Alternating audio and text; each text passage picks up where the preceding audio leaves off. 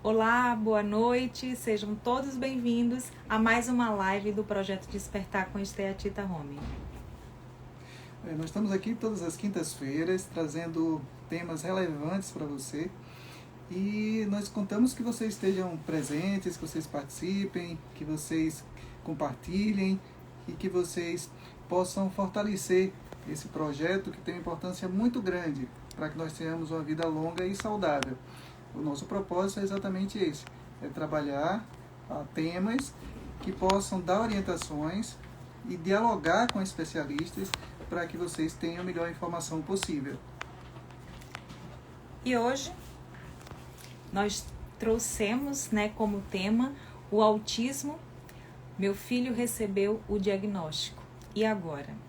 E convidamos para debater sobre esse assunto o neuropediatra, o Dr. Rodrigo Araújo. Dr. Rodrigo Araújo é neurologista do HU, neuropediatra da OSID, pós-graduado em autismo pela CBI em Miami, pós-graduado em psiquiatria infantil pela FG, pós-graduado pela ABA, que é Análise Comportamental Aplicada, pela Faculdade Metropolitana, e autor do capítulo Aspectos Neurofuncionais do Transtorno do Espectro Autista, do livro Autismo, Pesquisas e Relatos. E vamos convidá-lo para que ele se apresente e que a gente possa ter uma live aqui com muito conhecimento e que a gente possa ajudar o máximo de pessoas dentro dessa temática. Sejam todos bem-vindos. Vamos ver aqui se o doutor Rodrigo já está presente. Vamos convidá-lo. Já está. Sejam todos bem-vindos. Doutor Rodrigo, já enviei o convite. Seja bem-vindo à nossa live. E peço para que vocês que estejam aqui, boa noite, Thaís! Todos vocês que estão por aqui, enviem essa live para pessoas que possam usufruir desse conhecimento e que precisa, seja como pai, seja como mãe, seja como um parente de alguém que é autista e seja como um professor, que é importante, que a gente vai falar um pouquinho também sobre isso, né? Então é uma realidade onde todos nós, sejamos pais, sejamos profissionais da área da educação, precisamos dessas informações para que a gente possa inserir, essas pessoas, essas crianças, esses adolescentes, ou esses adultos, que tenham o transtorno do espectro autista. Não sei se o doutor Rodrigo está tendo algum problema de acesso. Já convidei o doutor Rodrigo agora. Olá! Tudo bom, Isabel? Boa noite, Marcos. Boa noite, Rodrigo. Como vai você? Tudo bem? Tudo certo. Tá escutando bem aí? Muito bem. Estamos. Peço para que nossa audiência nos dê esse retorno, se estão nos ouvindo e se estão ouvindo o doutor Rodrigo e se estão vendo claramente, para que a gente dê continuidade. Doutor Rodrigo, muito bem-vindo e muito obrigada por aceitar esse convite nosso. Estamos muito felizes por estar com você aqui e dialogando sobre um tema tão relevante. O prazer é todo meu e a gente abrir a oportunidade de sempre discutir, esse tema que tem ganhado muito espaço na sociedade. Muito importante. Já apresentei o senhor, a nossa audiência, e quero que também o senhor se apresente um pouquinho. Pode ser? Pronto, pode sim. Eu sou Rodrigo, neurologista, e faço neuropediatria, apaixonado por estudar autismo. Eu leio todos os dias, sobre o tema. Talvez por ler muito, cada vez eu consiga entender mais essas crianças e dar um suporte maior para as mães e para os pais que também estão em volta com ela, convivem todos os dias. Atendo também outras situações, epilepsia, dor de cabeça, referentes à neurologia mesmo, mas meu público maior hoje é de autismo de todas as idades, criança, jovem, adolescente, né? E gosto muito também de falar sobre o autismo, abrir o leque para a discussão social, mostrar à sociedade que estamos vivendo com o autismo e não podemos torná-lo à parte da sociedade. Muito bem. Perfeito. Isso mesmo. Doutor Rodrigo, normalmente a gente coloca isso no final, mas eu gostaria que adiantar onde o senhor atende, como é que a gente pode usufruir do seu serviço? Pronto. Atualmente eu atendo no CETEA, né, que é um centro de autismo que eu abri em Sergipe tem uma semana, né? Eu saí dos locais que eu atendia todos, estou só no CETEA. No USE, faço as avaliações da neuropediatria no final de semana e no SUS, na Prefeitura de Socorro, atendo lá também. Esses são os 3 locais que eu mais me dedico em Sergipe. Muito bem. A Ingrid já está fazendo elogio ali. Rodrigo, o melhor médico. As mães dos pacientes, deve ser. Que maravilha.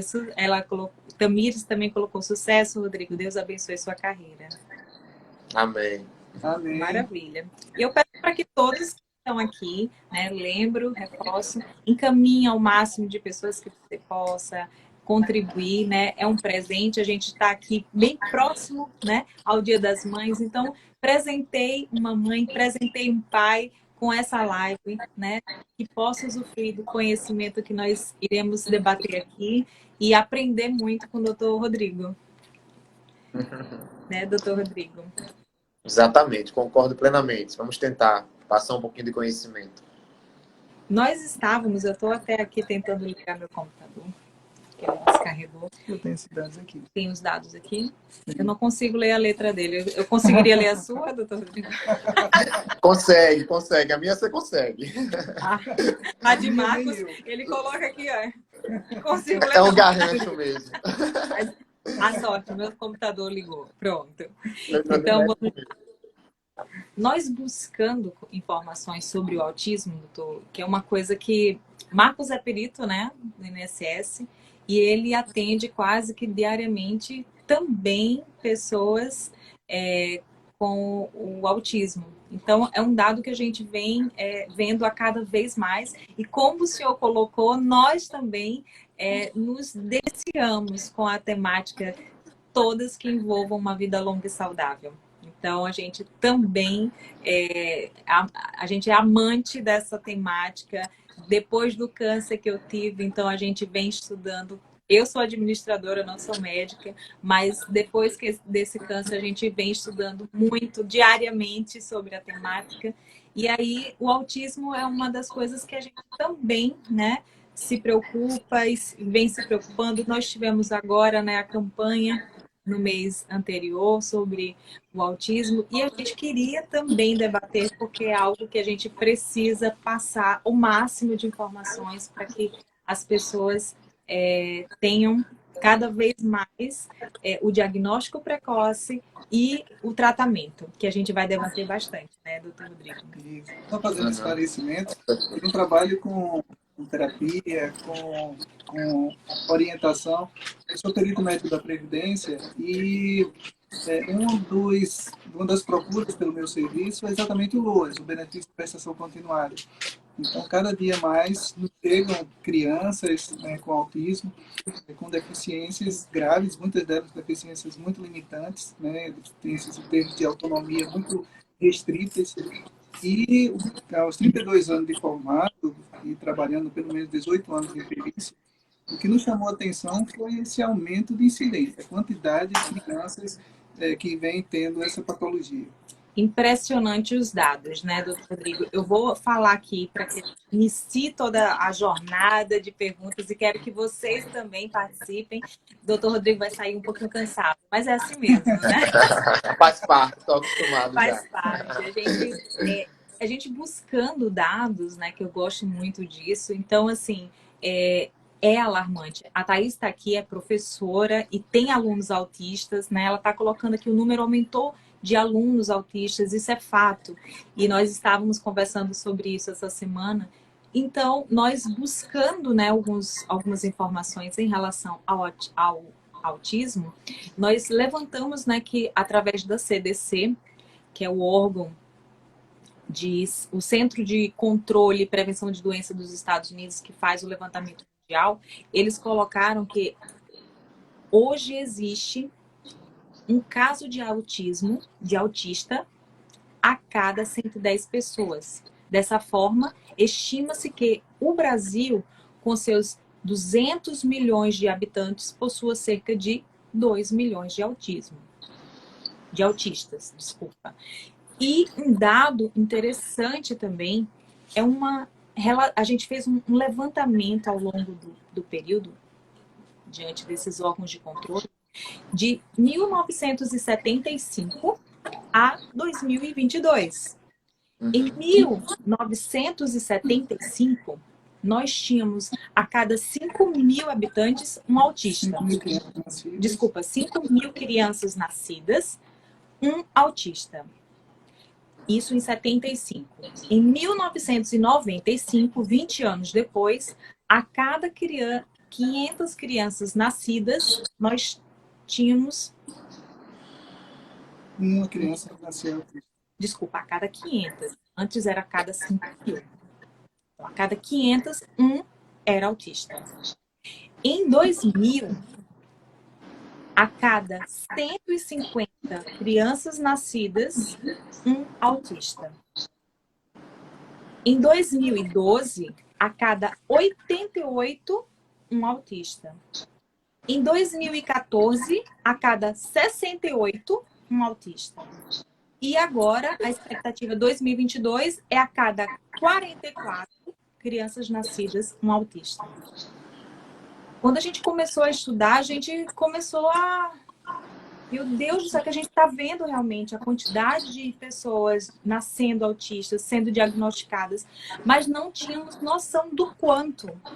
E aí, eu quero que a gente, né, quero que você tenha todas as suas dúvidas. Estou super arrepiada e emocionada, porque a gente precisa entender e precisa saber a causa e cobrar dos governantes que se estude isso, né?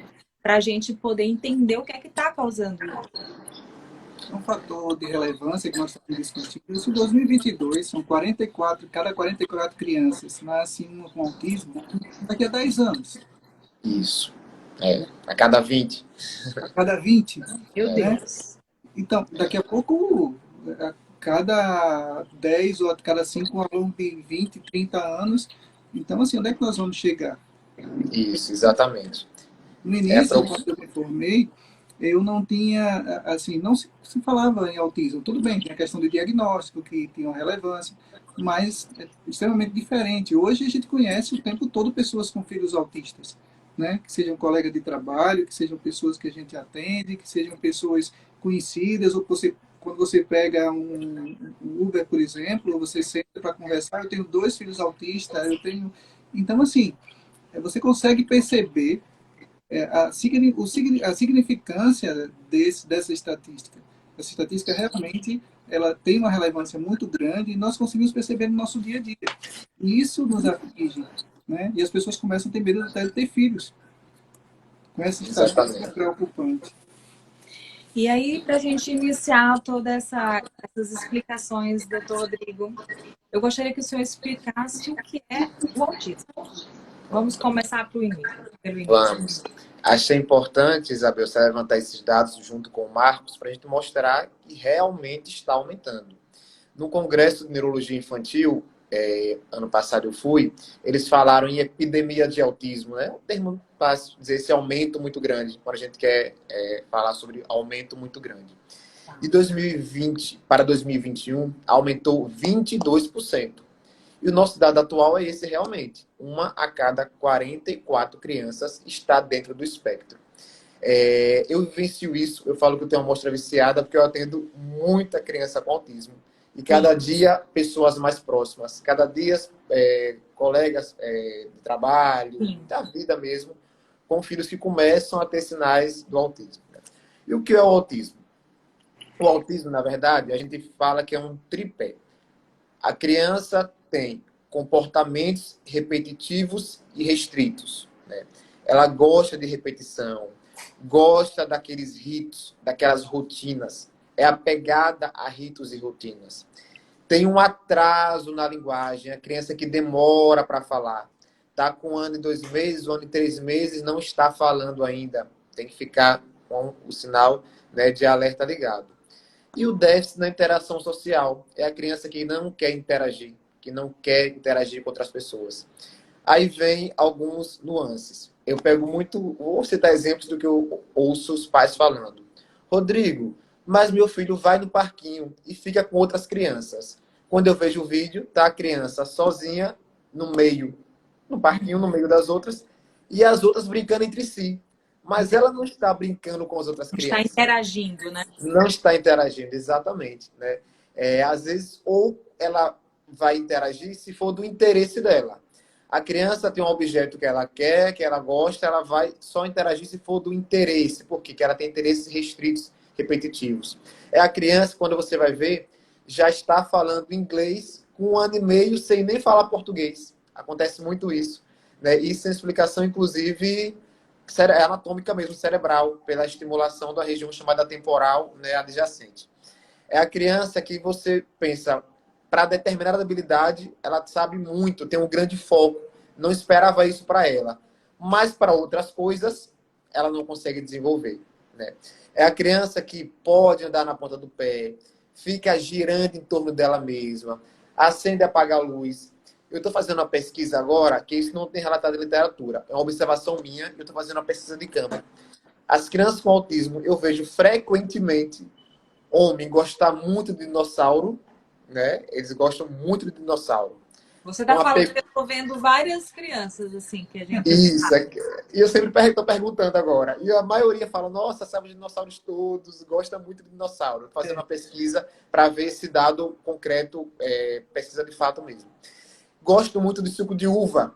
Ó, Rodrigo, tudo que é de suco de uva eles adoram. Porque a criança com autismo, ela tem uma seletividade alimentar. Ela não come de tudo. E ela seleciona a comida pela textura. Determinada textura, ela não come, porque ela tem nojo. E se você tentar ofertar, a criança pode até vomitar. É uma situação delicada de lidar. E essa alimentação dela é bem restrita. Né? Há coisas que ela realmente só gosta daquela textura, aquele sabor. Ah, não come carne, não come frango, só quer comer pão, só quer comer pão. Né? Um exemplo. A criança com autismo, ela pode ser agitada. Aí eu venho acender aqui uma coisa que eu vejo com muita frequência. Criança com 1, 2, 3 anos é hiperativo. Vamos devagar? 2 anos não é idade para hiperatividade. Né? A criança, o autismo ocorre entre 1 ano e meio, o diagnóstico, né, deve ser firmado, entre 18 meses e 3 anos de idade. E ele pode ter uma agitação. Não quer dizer que ele tem o TDAH, que é hiperativo. A hiperatividade é um pouquinho mais velho. Então tem a agitação do autismo, o baixo limiar, a frustração. A criança, quando a gente diz o não, ela realmente não aceita. Mas a criança com autismo é exacerbado isso, e chora sem parar. Outros sinais. Os sinais que estou falando aqui não quer dizer que todas as crianças tenham. É um espectro. A gente faz um conjunto e soma. Um alto limiar dor. A criança cai, não chora. Não se machuca e não chora. Se corta e não chora. Eles têm esse alto limiar dor. Não quer cortar o cabelo, muitas vezes não gosta, chora muito, né? São coisas que a gente observa muito nessas crianças no quadro do transtorno do espectro autista, né? E tudo isso embasado nesses comportamentos repetitivos e restritos. Aquela criança que enfileira objeto, enfileira o carrinho por cor, e se você mexer ali, o mundo se acaba. Brinca com o objeto de forma não funcional, ela pega o carro e fica só rodando a roda. Né? Não brinca com o carro de forma que a gente deveria. Um detalhe que eu sempre observo e sempre falo, a gente fala bem assim para a criança com o autismo. Cadê mamãe? Ela não olha para sua mãe. Ela não olha para a mãe dela, né, no caso. Isso é uma coisa importante. Ela não tem interesse no próprio genitor, na própria mãe. Né? E a criança com 6 meses, 8 meses, se você falar cadê mamãe, ela vai saber quem é a mãe. Ela vai olhar. É a criança que não tem aquele sorriso social, né, que você olha daquele sorrisinho, é um pouco mais apático, porque não quer interagir. Aí me perguntam, Rodrigo, por que no autismo a criança demora para falar? Eu vejo muito como isso. Imagine, se a fala é a nossa forma de se comunicar e a criança não quer interagir, não quer se comunicar, ela não vai falar. Né? Ela só vai falar o que for restrito a ela. Não desenvolve também, né? A fala, né? Exatamente, tem um atraso na linguagem. Não Quando tem ela quer interesse em alguma desenvolver, na coisa, verdade, né? isso. Quando ela quer alguma coisa, ela aponta para o objeto, ela não fala. Ela pega a mão da mãe ou do pai e leva para o que ela quer, né? Esses são alguns sinais que a gente observa num transtorno do espectro autista e que fazem parte do quadro. E como eu falei, é o Me diz espectro, é uma o coisa, mundo. doutor Rodrigo. A criança, dentro dessas características todas, ela pode ter algumas ou ela teria quase todas? Como seria? Pronto.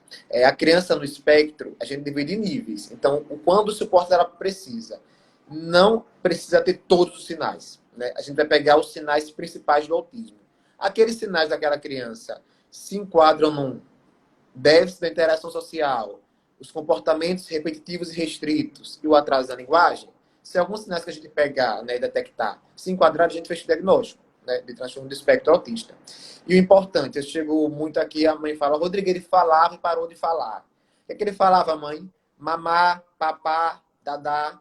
Isso pra gente não é falar. Isso é um movimento involuntário. A gente só considera falar quando fala mamãe, papai, falar coisas mais claras, entende? Esse de mamar, papai e selalação. Isso é subcortical, ou seja, não é o falar ainda, entende?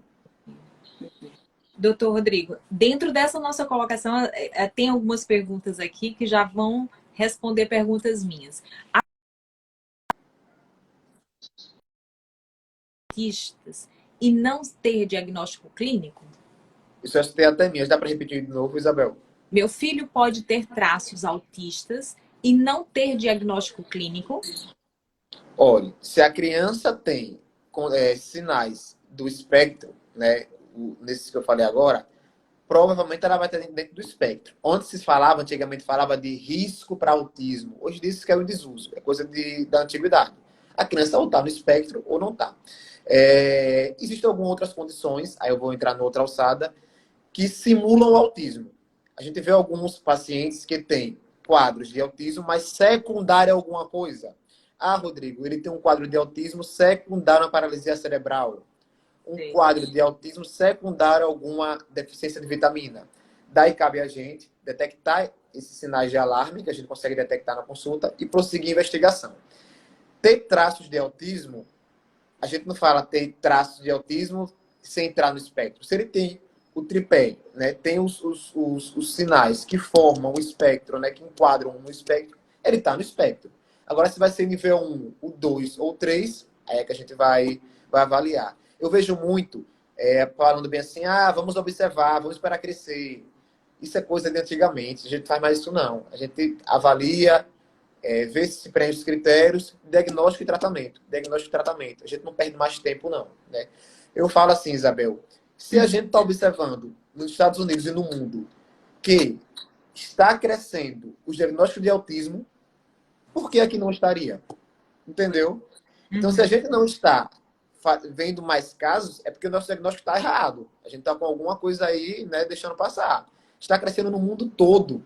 Então, a gente Até não tem porque, mais que como o ter. senhor falou, né? É uma das perguntas que eu iria fazer. E tem 3 níveis, né? Isso. A gente não Pode fala ser que, mais. pode ser que alguém tenha o nível mais baixo e as pessoas não encontrem o diagnóstico como essa mãe colocou aqui? Acontece muito comigo. O TEA nível 1, a gente tem que ter um olho um pouquinho melhor para detectar. Por quê? Porque o TEA nível 1, ele às vezes fala até demais, conversa muito. Só que é aquela linguagem repetitiva, aquela linguagem do interesse dele. Né? Geralmente o TEA não olha no olho. Ele olha, já baixa, já desvia. O TEA nível 1 pode olhar para você. Aí você acha que está olhando no seu olho. Olha na sobrancelha, olha no cabelo. Né? Eu vejo muito isso. O TEA nível 1, que seria o leve, né? Que a gente dá o diagnóstico, encaminha para as terapias para melhorar, né, para ter esse diagnóstico. E as pessoas que não têm essa visão um pouquinho mais aguçada falam, exagerado, não é do autismo não, isso é porque ele é assim mesmo, é o jeito dele, é da personalidade. Comumente, as mães confiam e continuam o tratamento.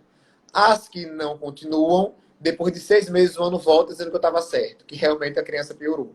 Então, assim, o TEA nível 1, que é o chamado de leve, né, tem alguns dos sinais, porque ele precisa de menos suporte. Eu ouço muito, Isabel e Marcos, essa família falar bem assim, meu filho é o TEA nível 1. Ele é leve, então fiquei tranquilo, não vou abordar. Eu sempre falo, mãe, seu filho é TEA nível 1. Ele tem alguns sinais do TEA. E o principal seria essa dificuldade na interação social efetiva. Se eu converso, eu sou uma criança, eu converso com outra, com um assunto que não é do interesse dela, é só do meu, aquela coisa repetitiva, aquela coisa, um assunto não tão interessante, os meus coleguinhas vão começar a não querer conversar comigo. E isso gera ansiedade. Trabalhando, né, a socialização da criança, né? Exatamente. Aí gera ansiedade do Ele futuro. pode sair do nível 1 e ir para o nível 2 por não ter esse estímulo? Pode. Se não tratar, pode sim. Pode piorar. Eu sempre falo pro pai, se não tratar, piora. Aí a criança, porque é leve, não vou esperar. Aí a criança não tem uma boa interação, começa a exclusão na escola, entre os amigos. Aí vai evoluindo com depressão, com ansiedade, frustrações. Que às vezes o pai não detecta, não consegue ver, e a criança está sofrendo. Sim. Então a gente fala, o TEA nível 1, o TEA leve, não é menos importante que os outros, né? Claro, o moderado e o grave a gente tem que investir um pouco mais em carga horária de terapias, de abordagem. Agora, não podemos subestimar, porque é leve. Porque a criança também tem as dificuldades dela. A gente tem que trabalhar isso aí para ela melhorar. O TEA nível 1, antigamente falava de Asperger, que era a criança muito inteligente, que sabe muito, né? Hoje em dia é um desuso. A gente fala que é o TEA nível 1 na sua forma mais autofuncional. Aquela criança que é muito boa em matemática, muito boa em inglês, é muito boa em alguma coisa, mas lembre, ela tem dificuldade em outras. E essas dificuldades em outras podem gerar sofrimento. Né? Mas, doutor Rodrigues, qual seria assim, um protótipo de apresentação desse nível 1? Ou seja, o que chamaria a atenção do filho de uma pessoa comum, por exemplo, para procurar o especialista e chegar ao diagnóstico? Quais seriam essas características que a gente deveria ficar mais atento, né? Aí eu coloco até para pai, mãe e para professor, né? Porque assim, o professor também está muito do ladinho da criança, né? Convive com ele. Convive é com importante. Veja, a criança, ela quer interagir, ela quer brincar com outras crianças. Aquela criança que você acha que é um pouquinho mais tímida, fica sendo alerta, né? Principalmente mulheres. TEA mulheres é subdiagnosticado. É mulher, é mais tímida do jeito dela. Aí tá no canto da sala de aula, sem querer conversar, sem ter amiguinhos, né? Tem as dificuldades dela, não quer interagir. Às vezes até fala bem, conversa, mas tem essa dificuldade de socializar, dificuldade de ter iniciativa, né? De ter essa comunicação efetiva. Então, eu vejo muito relatório, às vezes, Marcos e Isabel. O paciente me falaram que era leve. Aí me descreve no relatório vários sinais de TEA moderado, entende? Então, não subestimemos, né, os pacientes. A gente tem que dar o diagnóstico correto para tratar corretamente.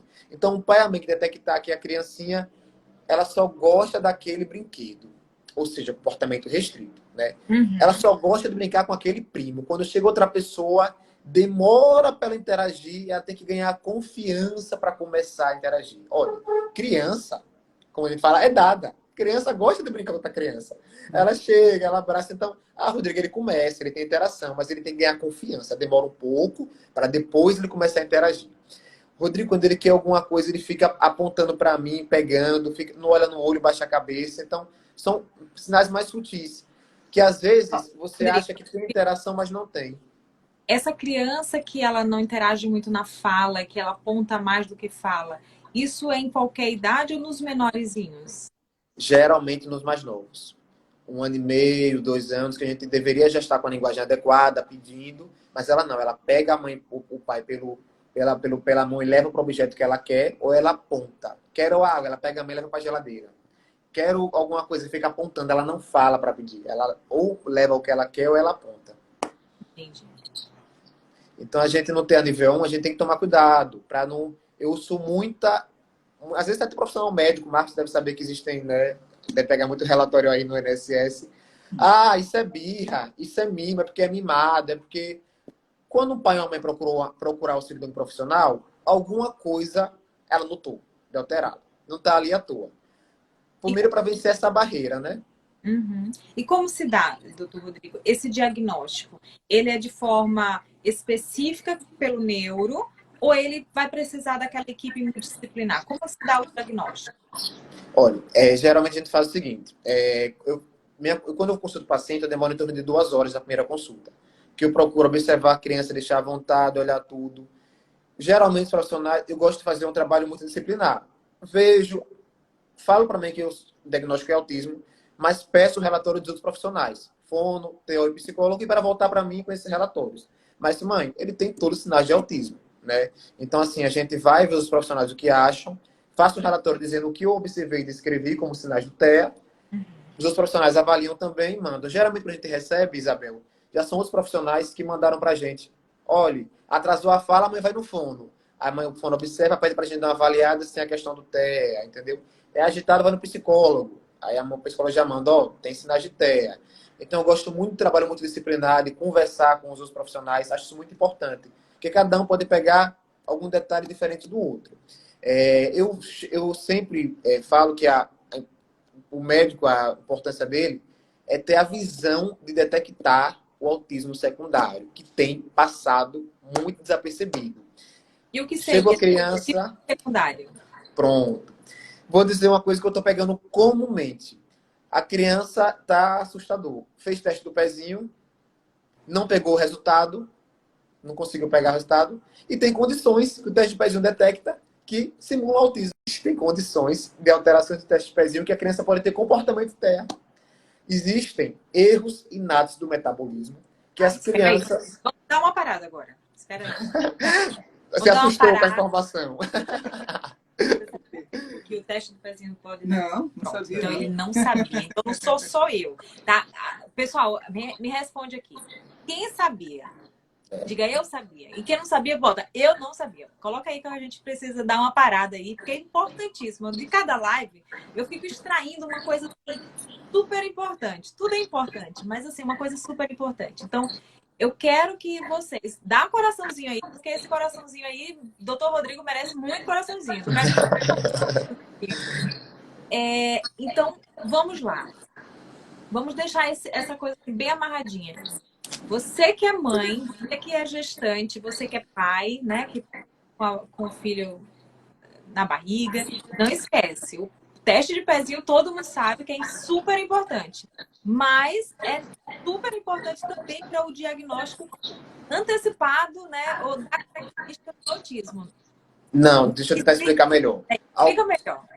Algumas condições que são detectáveis no teste do autismo, né? Porque o autismo faz uma triagem geral, certo? Sim. Algumas condições que podem ser alteradas no teste do pezinho podem gerar comportamentos autistas, né? Eu já tive duas crianças que eu perguntei, mas cadê o teste do pezinho? Ah, não pegou o resultado. Eu fiz um ampliado, quando eu voltei, era uma condição de alteração tratável que detectaram no teste do pezinho precocemente, se a gente tivesse abordado, né, gera um comportamento de autismo, gera sinais de autismo. A criança Isso é chegou de para mim... agora ou de antes? Um exemplo, eu tenho filhos de 19, de 15 e Vai ter de... que levar o teste do pezinho para mim. Então já tinha esse diagnóstico, já vem em qualquer pezinho. Isso. Então, algumas deficiências detectadas num teste do pezinho podem gerar comportamentos de criança com autismo. Rodrigo, é toda criança que você percebe isso? A gente vê sinais de alarme na criança quando a gente detecta. Algumas nuances a gente observa que, espera aí, o autismo está fugindo um pouquinho da regra. Vamos investigar. Vou dar um exemplo. A criança falava, mamãe, papai. Conversei até com uma semana passada, não é minha paciente, eu sou bem acessível, fui esclarecer algumas dúvidas. Rodrigo, ela falava até 1 ano e 7 meses. Mamãe, papai, me dê água, parou de falar. Diagnóstico de autismo. Eu digo, o autismo, ele pode regredir, mas eu não aceito isso, que ele regride, até fazer uma investigação completa, certo? Então, assim, pode haver regressão no autismo? Pode. Mas, quando há regressão, eu investigo, certo? E uma dessas investigações, quando há regressão ou quando há algum sinal de alarme, o teste do pezinho, há exames que podem detectar. Eu estava conversando com um geneticista de São Paulo, muito famoso, Dr. Charles até, não sei se você conhece, é muito famoso no Brasil. Ele falou, Rodrigo, eu tenho pegado o teste de pezinho alterado e quando vê a criança com comportamento de autismo. A gente tem alguns sinais de alarme. Se eu for falar aqui, eu vou até assustar. Que a gente detecta na consulta, né? Comportamentos, às vezes, muito agressivos. Não é normal a gente ver agressividade em criança com autismo, né? Agressividade com animais. Tem alguns sinais de alarme que a gente detecta. Vou dar um exemplo. Eu tenho um paciente que é até filho de colega médico. não vou citar o nome. Ele estava com um quadro de autismo usando 7 medicações. Eu digo, tá estranho. De Aracaju, inclusive. Tá estranho.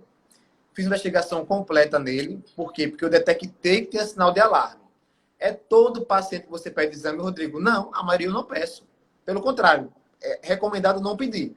Mas a gente detecta sinais de alarme, como o Marcos pode falar isso muito bem, como em qualquer área da medicina. Quando dá um sinal de alarme, a gente pede o exame. Estou com dor na barriga. Se eu apertei e tem sinais de apendicite, eu peço o exame. Se eu examinei e não tem nada, vida que segue. Não é isso, Marcos? Então, assim, na questão do comportamento também é assim. A gente tem sinais de alarme que a gente detecta na consulta e após detectado algum sinal de alarme que fuja do padrão, que acenda a bandeira vermelha, a gente investiga. Se fizer toda a triagem, toda a consulta e não detectei nada, eu não preciso de exame nenhum, certo? E um desses sinais de alarme é a regressão do neurodesenvolvimento. É a criança que tinha um ganho, estava desenvolvendo, começou a regredir. Para mim, é um sinal de alarme importantíssimo. E a gente investiga e tem condições que causam isso, certo? Vou dar exemplo desse conto novo do colega. Ele estava usando 8 medicações, fiz investigação completa nele, detectei uma alteração específica, né, coisa da neuropediatria, que seria do irinato do metabolismo intermediário, gerando uma energia demais. Comecei a tratar com ele com a dieta, a criança está sem nenhuma medicação. Mas tinha sinal de alarme para investigar, entendeu? Existe o autismo secundário. Então, é a maioria, Rodrigo? Não, é 5%. Mas 5, 2%. Mas tem que ter esse olho de saber que esse 5% existe e não deixar passar. Né? Por isso que eu falo para a mãe, Rodrigo, fui na consulta de meu filho com autismo, a consulta durou 5 minutos. Não dá, sabe, Marcos? Não dá, não dá, não dá. Autismo é uma coisa que a gente tem que ter a noção que não é só mãe tem característica de autismo, vá para terapia. Não é isso. Autismo tem que tratar, além da investigação completa, Nós tem que... passamos e passamos umas 3 horas realmente. Muita gente perguntando, né? É um tema muito interessante. Não, a gente passou como pai. Uhum. E o nosso pequenininho também, ele teve um sinal de alerta quando era menor para o autismo.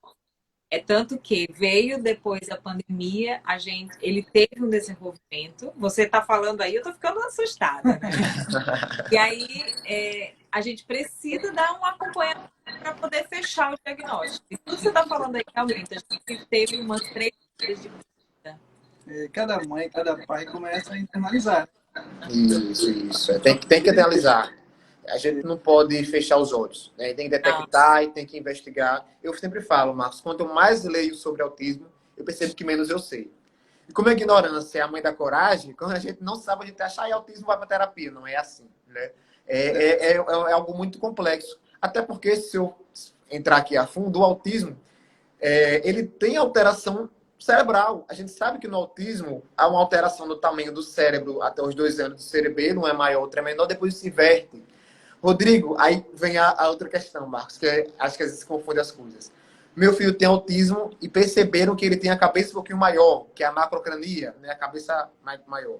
Aí vem, pede tomografia, ressonância. Gente, a criança com autismo pode ter a cabeça maior. E a Sociedade de Neuropediatria em Macrocranias Leves nem recomenda investigar. Entende? Então, ter esse nuance, a gente tem que saber, né, onde é que está.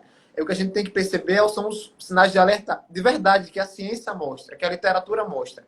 Como em qualquer hora da medicina. Estou com uma dor no peito? Peraí. Quais são os sinais de alerta para um infarto? São esses. Não tem, é muscular. Mesma coisa no autismo. Tem quadro de autismo? Tem. Tem algum sinal de alerta para ser secundário? Tem. Investiga.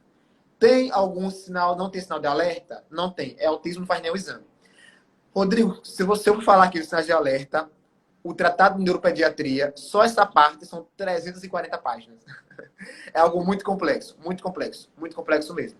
E assim, a gente não pode aceitar. É quando vai ver, é um autismo, agora está com paralisia cerebral. Ouço muito isso. Espera aí, vamos devagar. Né? Recentemente, tem umas 3 semanas, essa paciente dela aqui da banca. Uma paciente com de autismo, tudo, tinha sinal de alarme. A criança com atraso motor, com a regressão, tendo crise, eu investiguei, descobri que ela tem um defeito de carnitina. Comecei a uma fórmula para a criança, né? criança melhorou de todo o quadro. A mãe dela sempre comenta até no meu Instagram algumas coisas. Isso é a maioria? Não, repito, isso é a minoria. Só que a gente tem que ter o olhar que a minoria existe e não deixar passar, né? É isso que eu sempre bato na tecla. Não acho interessante, não gosto de dizer, alterou comportamento, é autismo, papapá, terapia, tchau. A gente tem que ver com o pai e com a mãe se tem algum sinal de alerta, observar a criança, perguntar. Às vezes o pai e a mãe não vai saber relatar. Cabe a gente interrogar, porque a gente sabe que é sinal de alerta, né? E, repito, mãe, pai, tem que pegar o teste do pezinho. Não pode ficar criança sem teste do pezinho, né? Porque é importante. Hoje em dia, criou uma moda de pegou o teste do pezinho, fiz e não peguei o resultado. Não faça isso. É um teste importante. E agora, atualmente, que está ampliando, né? Fazendo um teste de pezinho ampliado, vai ser melhor ainda. Muito melhor mesmo. Por isso que eu falo, a gente não pode ser cético e ver, é autismo tudo. Não. Eu sou detalhista. Porque eu não... E tem que ser. Tem que ser. A gente está falando, Isabel, de uma mãe com a criança, né? Rodrigo, se for só autismo, além disso, a gente tem que explicar para a mãe o comportamento. Não explicar como lidar com a criança. E muito mais que isso, a gente tem que explicar o que pode vir no futuro. Pode vir um TDAH? Pode. Criança com autismo pode ter como comorbidade, comumente o TDAH, com 6, 7 anos. Pode vir um TOD? Pode. O transtorno opositor desafiador é muito comum em criança com autismo, aquela criança que opõe-se ao pai e à mãe, desafia as regras, né, não aceita não, parece um adulto que tem que mandar no pedaço. Criança com autismo tem mais chance de epilepsia? Tem sim. Então, assim, explicar tudo isso, deixar bem claro para o pai e para a mãe, acho que gera mais conforto, né?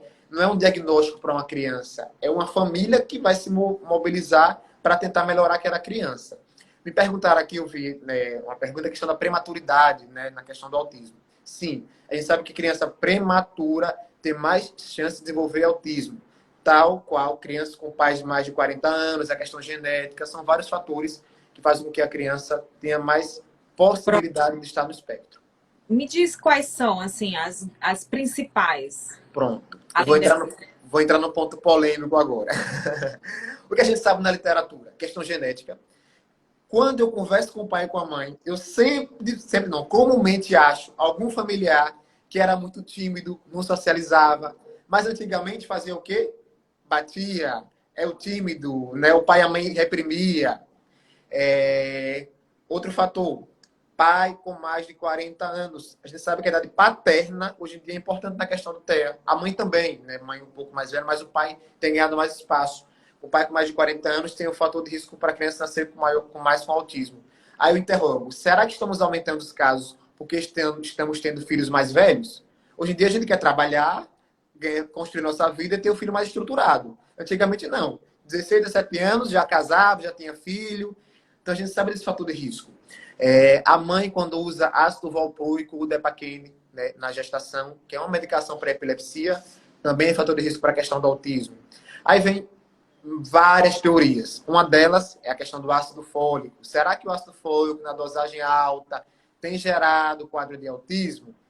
É uma interrogação que a gente tem hoje em dia ainda. Não tem nada comprovado, né? Até porque a dose... ainda estão em andamento, né? Isso, até porque a gente usa uma dose muito alta de ácido fólico, né? De 5 miligramas. E para a gestação, é uma dose um pouco menor. Eles estão também avaliando essa questão aí. Tem várias teorias. A gente sabe que a criança, quando tem Down, tem mais chance de ter o quadro de autismo. Quando tem outra síndrome, como X frágil, tem mais chance de ter autismo. Prematuridade, pré-eclâmpsia na gestação. A gente observa tudo isso. Agora, a ciência fala muito da questão genética, né? A questão genética tem ganhado muito destaque nessa questão aí. Rodrigo, meu filho é autista, tá? Tenho que fazer exame genético? Uma necessidade, né? A gente tem que avaliar cada caso. Doutor Rodrigo, eu queria que o senhor explicasse um pouquinho em relação a essa questão genética. Porque o que acontece? Você pode ter uma mãe normal e uma criança, em algum momento, ter uma mutação genética e desenvolver a doença, ou essa transmissão ela seria direta, ou seja, o gene da mãe, do pai, passaria para a criança. Como é que funciona essa relação dentro do autismo? Pronto. É a questão de genética familiar, né? Quando a gente pesquisa a fundo, faz um estudo profundo, a gente vai encontrar na família um tio, uma tia, um avô, uma avó, que tinha um comportamento TEA, né? que não foi diagnosticado, né? Aí vem aquela questão é um pouco complexo para explicar, recessivo, dominante e tal. Aí vem aquela, outras gerações vão vindo, carregam aquele gene, né, do antecessor e se manifesta melhor. Retifico, não se manifesta melhor, se manifesta e a gente consegue dar o diagnóstico mais precoce, a gente consegue observar melhor. Hoje temos acesso a informações, à rede social, melhor acesso à saúde, então a gente está conseguindo dar mais diagnóstico, que antigamente não conseguia. Então, certamente, ele teve algum familiar. Tem dado, Marcos, fala de 97% da questão genética. 97%, é muita coisa. Então, é a questão mais importante. Se a gente tem um familiar no passado, quando eu vou a fundo, você pergunta: mãe, uma irmã da senhora, uma prima, uma avó, minha mãe, minha tia tinha um problema mental. Quando fala bem assim, que não sabia antigamente o que era, né? Quem sabe que o autismo não é problema mental, é uma questão comportamental. Minha irmã era muito tímida, ela não saía com ninguém, era só em casa. A gente busca e sempre acha isso. Falo mais uma vez, principalmente em meninas. A gente às vezes perde muito diagnóstico de autismo em meninas. Meninas, pessoal, não é um comportamento igual aos dos homens. Tem alguns detalhes que a gente consegue ver. Eu pergunto à mãe, a criança quando era pequena, tenta lembrar aí. Pegava uma boneca, ficava penteando muito o cabelo o tempo todo. Ficava, Rodrigo, um comportamento repetitivo, né? E a gente sabe que o autismo é mais comum em homem, né? De cada 10 que existem, 8 são homens e 2 são mulheres. A gente sabe que a questão masculina é mais... Talvez os sinais são mais evidentes do que nas mulheres. Detectar autismo em mulher, tem paciente, Isabel, que detectei, veio para mim agora com mais velha, investigando desde 3 anos, com 8 anos, mas isso é autismo. Né? É clássico, né? Não sabia o que era, tá vendo, tá investigando, é timidez, é o jeito dela, é ansiedade, não sei o quê. Aí você vai procurar os sinais, que nas mulheres são mais sutis, você vê que uma criança está no espectro. E faz muita diferença o diagnóstico correto para o tratamento correto. Por exemplo, o ácido fólico, ele em altas doses, me parece que houve relação direta com o aparecimento do autismo. Houve estatísticas que correlacionam. Isso. Tem uma mãe, por exemplo, que tenha uma genética normal, um pai que tenha genética normal, e o uso do ácido fólico, ele fez com que a criança desenvolvesse a doença, isso com risco genético seria o quê? Ter uma condição genética e daí a pessoa se tornaria portadora da patologia? Como seria, doutor Rodrigo? Essa questão do ácido fólico é muito polêmica, sabe, Marcos? Você não tem nenhuma coisa que comprove que ele gera autismo. Há discussões falando que altas doses podem ser um fator causal. É uma discussão que está até em curso, não tem nada documentado ainda. A gente sabe na neurologia que o ácido fólico é super importante, que evita malformações cerebrais, porque ele ajuda a formar a questão do tubo neural. E a gente fala da genética, importante, né? Rodrigo, eu não vi nada. Foi o ácido fólico? Se a gente buscar a fundo, a gente vai achar. A gente vai achar alguma coisa na família, vai achar algum fator de risco a fundo genético. É tão importante que a gente vê que quando um irmão, vou citar um dado aqui, tenho irmãos gêmeos, certo? A chance de quando um tem autismo, a chance do outro ter é maior. Quando é mulher autista e vai nascer um irmão homem, a chance dele ser autista é maior ainda. Eu tenho uma família que eu acompanho que são 4 irmãos. Os 4 são autistas. Os mais velhos grave, né, o nível 3, o do meio moderado e o mais novo, a mãe percebeu com 7 meses os comportamentos de criança com TEA, já começou a intervir, parece que não tem nada. Então, assim, vejo quanto a questão genética é importante. Eu vejo muitas mães indo para mim que são gêmeos autistas. E a gente tem esse dado documentado, que a questão dos gêmeos, a chance de quando um tem, a chance do outro ter é maior, né? Então, a gente tem a questão genética bem documentada aí sim, na questão do TEA. E principalmente se a criança com autismo for mulher, se eu tiver outro filho, ele for homem ou for mulher, o segundo ou terceiro, a chance dele nascer autista é maior. A gente tem detectado isso documentado na ciência. A ciência também ela coloca, né, que o fator genético ele também é estimulado ao longo do tempo. Então, acredito que esse avanço grande, com certeza, não, como você colocou, existem pesquisas ainda muito superficial, e acredito que logo teremos logo não sei, teremos mais informações ao longo do tempo, porque o fator genético já está confirmado, mas é um avanço muito grande para ser apenas o genético, né? E muitos estudos já iniciaram em outras direções, mas como nós não temos ainda os resultados, né? E precisa de pesquisas dentro de pesquisas para poder isso ser apresentado, né? A pergunta, Rodrigo, ela coloca dessa forma porque, assim, nós temos a incidência assim, do autismo de uma série de outras doenças hoje, e a gente não tem, tem prováveis e possíveis agentes, principalmente substâncias químicas, que ocasionam determinadas doenças.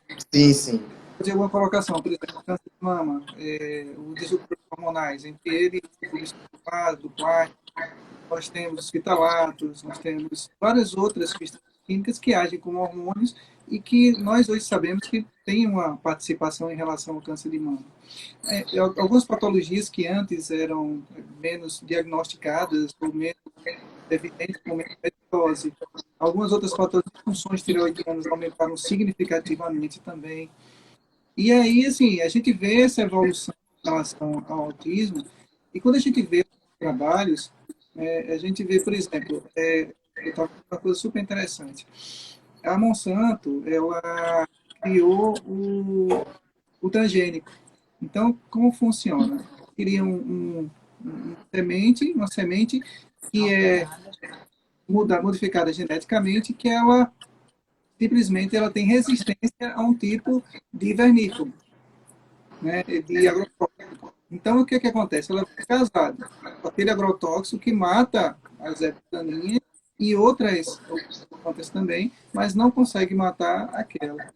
Né? E eu estava lendo que essa substância já tem um trabalho científico, que depois foi bem rechaçado, né, pela mídia. Talvez, não sei se realmente esse trabalho tinha essa eficiência ou não, ou se realmente foram interesses outros que mudaram esse viés desse trabalho, mostrando que o glifosato, que é essa substância química, tem uma relação direta com o autismo. Né? Mas, que também comentou, são trabalhos que existem, mas que muitos outros são rechaçados. Né? Essa substância hoje, ela é considerada como provavelmente cancerígena pela Agência Internacional de Pesquisa sobre o Câncer. E esse diagnóstico foi recente. E ao longo dos anos, nós estamos vendo determinadas substâncias químicas saindo de um patamar de inocuidade, ou seja, provavelmente não dão problemas, e evoluindo para com classificação que realmente são, como é que eu colocaria para vocês, que sugerem ou são prováveis causadores de doenças. E, infelizmente, a maioria dessas substâncias estão no nosso meio. A gente consome todos os dias e a maioria delas são doses pequenas e acumuláveis no nosso organismo. E, ao longo do tempo, algumas repercussões não se sabem. Eu, assim, nessa pesquisa que a gente tem feito, a gente estava pesquisando um livro sobre processamento de alimentos. E o próprio autor, ele nos deixava inseguro em relação à segurança dessas substâncias químicas, né? Que muitas delas estão comprovadamente, ou seja, não tem segurança para dizer se realmente dá problema ou não, e tem expectativa de aparecer alguma coisa com viés. Hoje a gente está, hoje nós temos ultraprocessado, que é muito batido também. Exatamente. Ao alimento, e alguns anos atrás praticamente não se falava nada sobre isso. E hoje o ultraprocessado realmente, para mim, é como um cigarro de antigamente, que causou uma série de problemas e que uma geração inteira foi prejudicada. Uhum. Foi, né, foi uma luta ao contrário, né? Foi uma luta para que as pesquisas não se avançassem, né? Porque é interessante economicamente e mundialmente falando. Então, infelizmente, nós somos também, né, servidores do Instituto Federal de Pesquisa, e a gente sabe o que fomenta as pesquisas mundialmente, não necessariamente tem interesse nas melhores pesquisas. Exatamente. E hoje tem trabalhado muito com o princípio da precaução. O que é o princípio da precaução? Se existem substâncias químicas que são prováveis ou possíveis que levem à doença, principalmente o câncer, que é o nosso foco de trabalho principal, a gente tem orientado que as pessoas reduzam o consumo ou substituam. né? E eu acredito que, nós acreditamos que em médio e longo prazo, isso vai ter uma repercussão significativa na incidência de doenças. Né? Se outras pessoas compartilharem, se outras pessoas começarem a trabalhar com viés, logicamente, assim, de precaução, a gente entende que pode se multiplicar e as pessoas podem realmente, em médio e longo prazo, ter essa repercussão. Por isso, esse nosso diálogo e ênfase em relação a esse contexto, entendeu? Tudo aí. Sim, sim. A gente vai saber só no futuro, né? Tem medicações, tem tratamentos que a gente sabe no futuro que causam problema. Eu vou até entrar numa alçada um pouco polêmica também. Eu vejo muita mãe chegar para mim, Rodrigo, meu filho está com autismo, você é para sacar canabidiol? Né? Muito comum ouvir isso, é Marcos. Rodrigo não passa, porque Rodrigo fala, não está documentado na ciência que é para tratar transtorno de espectro autista. E hoje em dia, infelizmente, a gente tem muita coisa por trás de uma prescrição, né, que a gente sabe, né, Marcos, muito bem, que a gente quer vender milagre, quer vender tudo, e a gente está, às vezes, só querendo pensar no próprio bolso, resumindo, né? O Congresso de Neurologia Infantil foi bem claro em novembro do ano passado. Sem evidência científica, canabidiol. Acabou. As discussões da neuropediatria são claras. Sem evidência científica. Eu passo canabidiol? Passo. Tem um paciente que usa? Tenho. Agora, para indicação do que a ciência manda. Epilepsia de difícil controle. Rodrigo não passa canabidiol para criança com autismo, porque eu não sei, daqui a 10, 20 anos, o que isso vai gerar de consequência. Perfeito. A gente sabe que a Tem maconha pode gerar esquizofrenia em pacientes, né, que já tem essa tendência genética. Então, assim, eu não passo. Não, eu sou bem honesto. Cada um com sua conduta, com a sua consciência. Se vier para mim querendo que eu passe canabidiol, eu não passo. Se vier para mim usando, eu vou começar a tirar. Porque existem outros meios de a gente melhorar. Eu fiz um alerta de extrema relevância no nosso entendimento. Hoje existe uma cultura do imediatismo, né? Em outro parâmetro, por exemplo, o emagrecimento mesmo.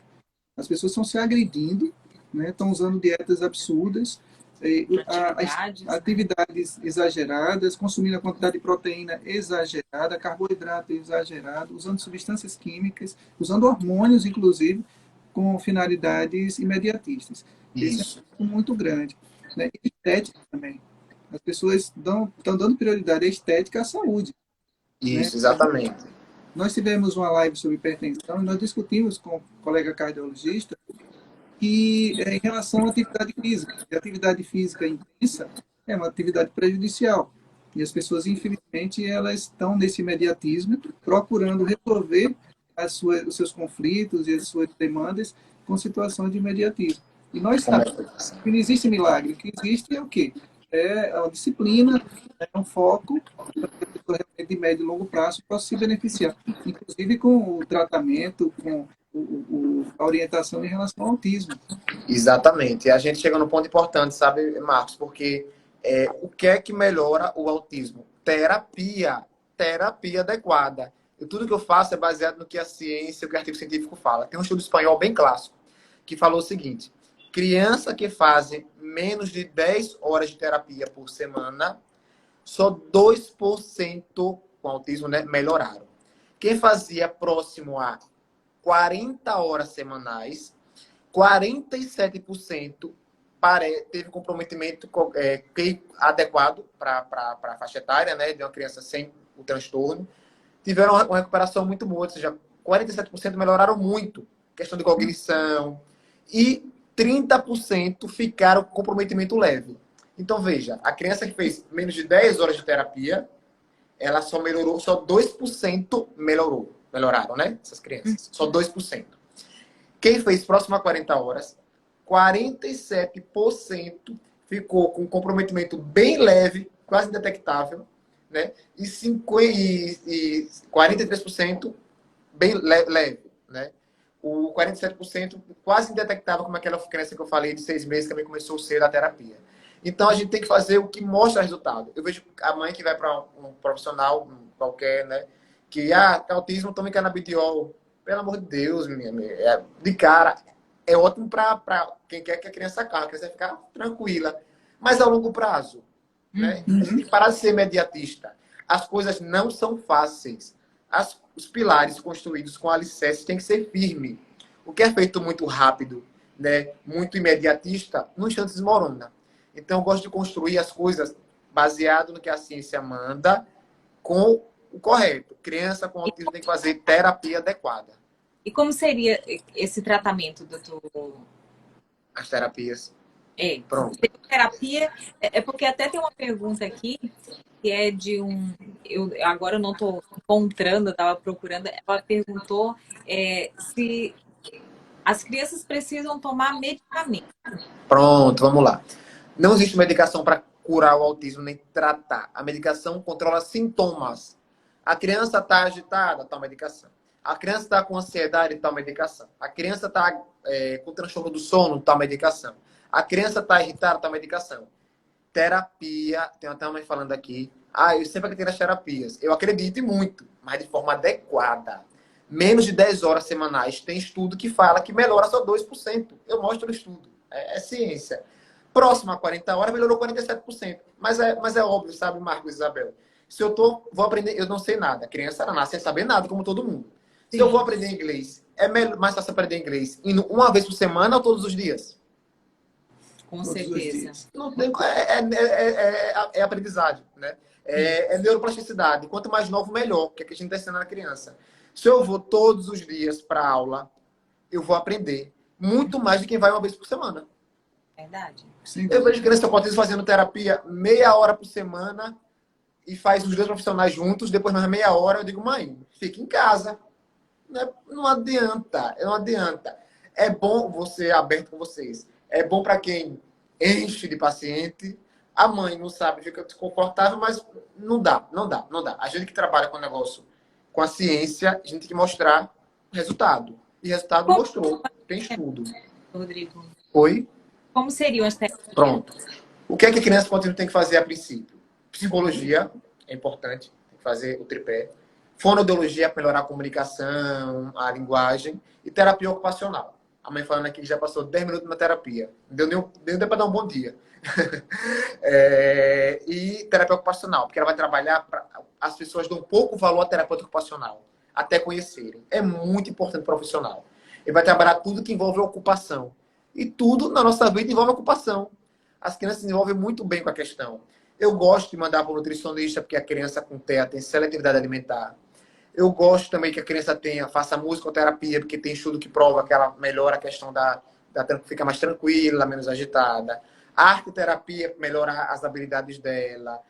Quanto um pouquinho mais velha, psicopedagogia, psicomotricidade, melhora as habilidades finas. Então, assim, são várias terapias. Rodrigo, é cansativo?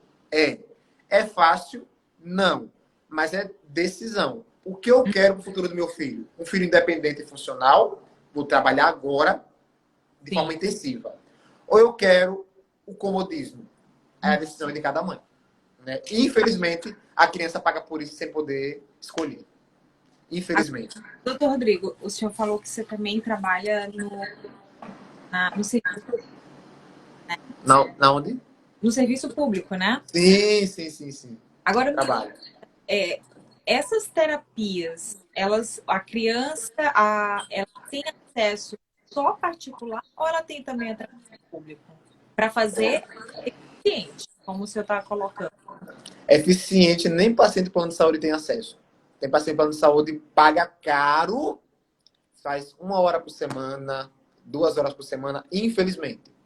Eu também relato aqui, Isabel, que tem poucos profissionais habilitados para demanda alta. Isso é fato. Né? A demanda está imensa, está crescendo absurdamente. Né? Tem pouca gente qualificada e assim, a gente tem que procurar profissional qualificado que faz a diferença muito grande.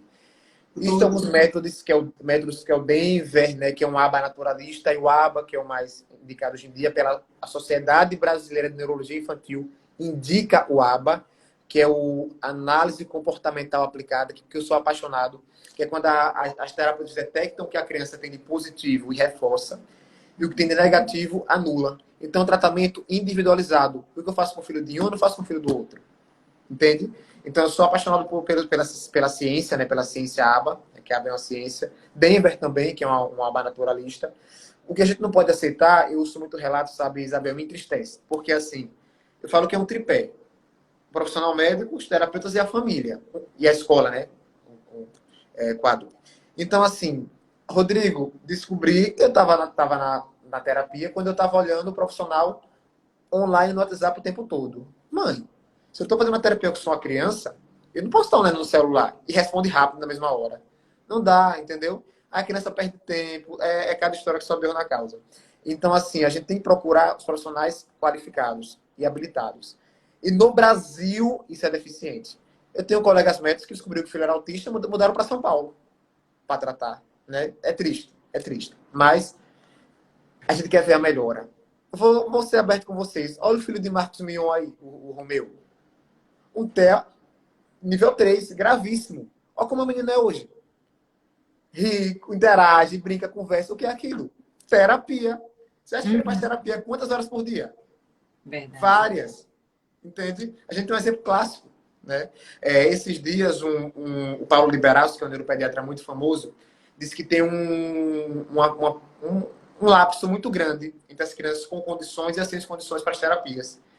Que as que não têm condições, realmente, infelizmente, vão ter uma dificuldade na vida muito grande, na questão do que é o surgimento de comorbidades, e as bem estimuladas, pelo contrário, podem se tornar cientistas. Né? A gente utilizar esse cérebro dela, essa inteligência que ela tem, né, para algumas coisas e poder diluir para várias, e ela ser uma criança super, super inteligente.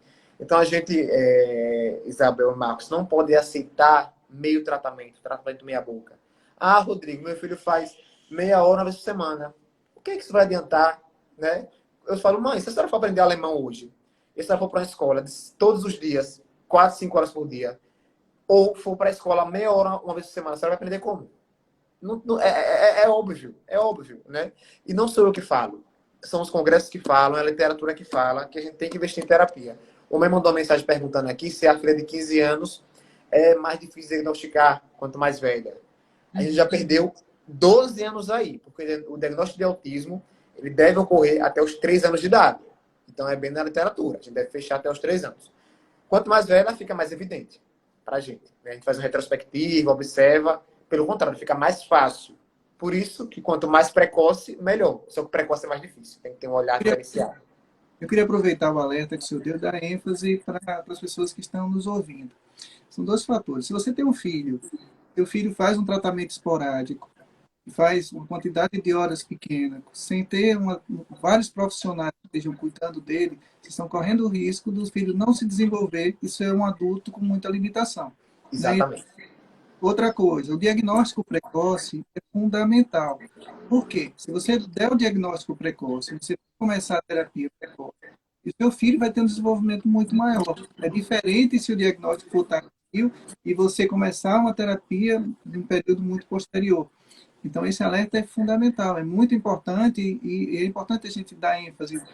Essas colocações que o senhor fez são fundamentais para que as pessoas que estão nos ouvindo, elas realmente se preocupem em dar um diagnóstico, procurar um especialista capacitado, como o doutor Rodrigo, e que realmente faça um trabalho que seja multidisciplinar e que tenha realmente o tempo necessário para que haja uma recuperação ou uma melhoria significativa. As estatísticas que o senhor colocou são extremamente pertinentes. 10 horas, 2% é uma melhoria muito pequena, mas 40 horas semanais, 48%, se não me engano. Né? 48% ficou com o QI adequado para da funcionalidade. É uma melhoria significativa. A mãe falou aqui da neuroplasticidade, achei importante até tocar no assunto. Por que você falou que quanto mais precoce, melhor? A gente usa a neuroplasticidade, que é a capacidade do cérebro da criança aprender e se adequar. Como eu falei no começo, ninguém nasce sabendo nada. A gente vai ensinar. E o profissional qualificado vai saber ensinar e melhorar da forma correta. Então, quanto mais cedo, melhor.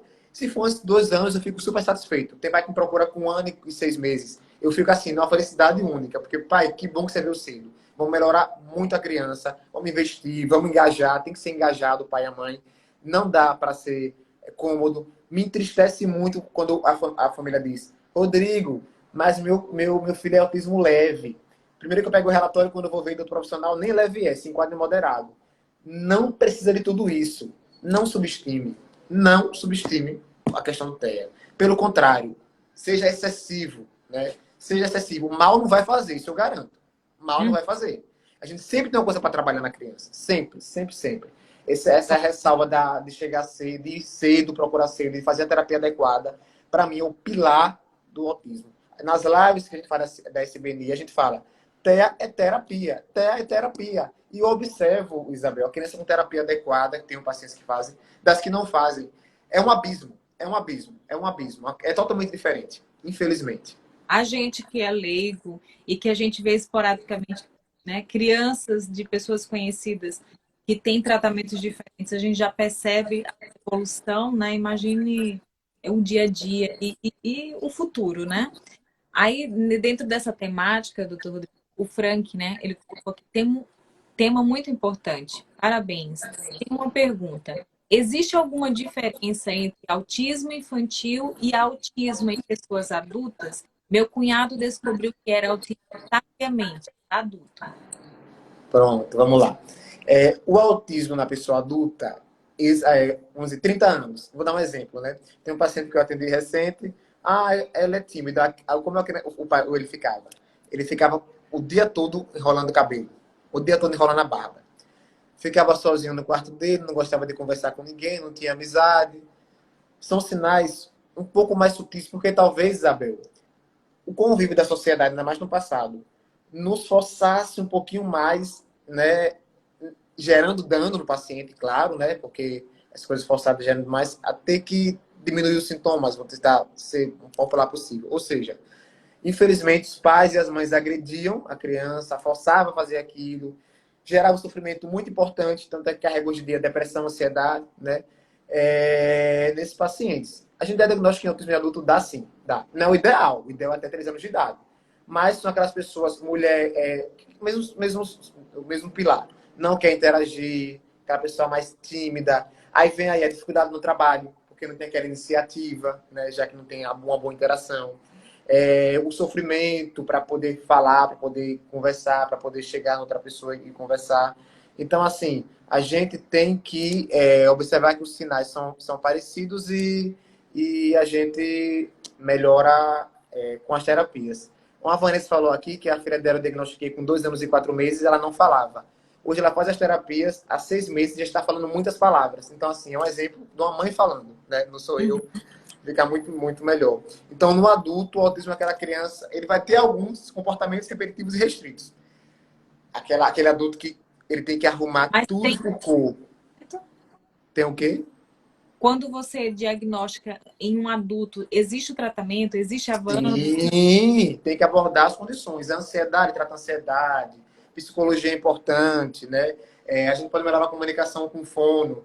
Eu tenho um paciente que é mais adulto, que fala, rapaz, ele pega, tem um jarro aqui, tem tudo daquele jeitinho ali.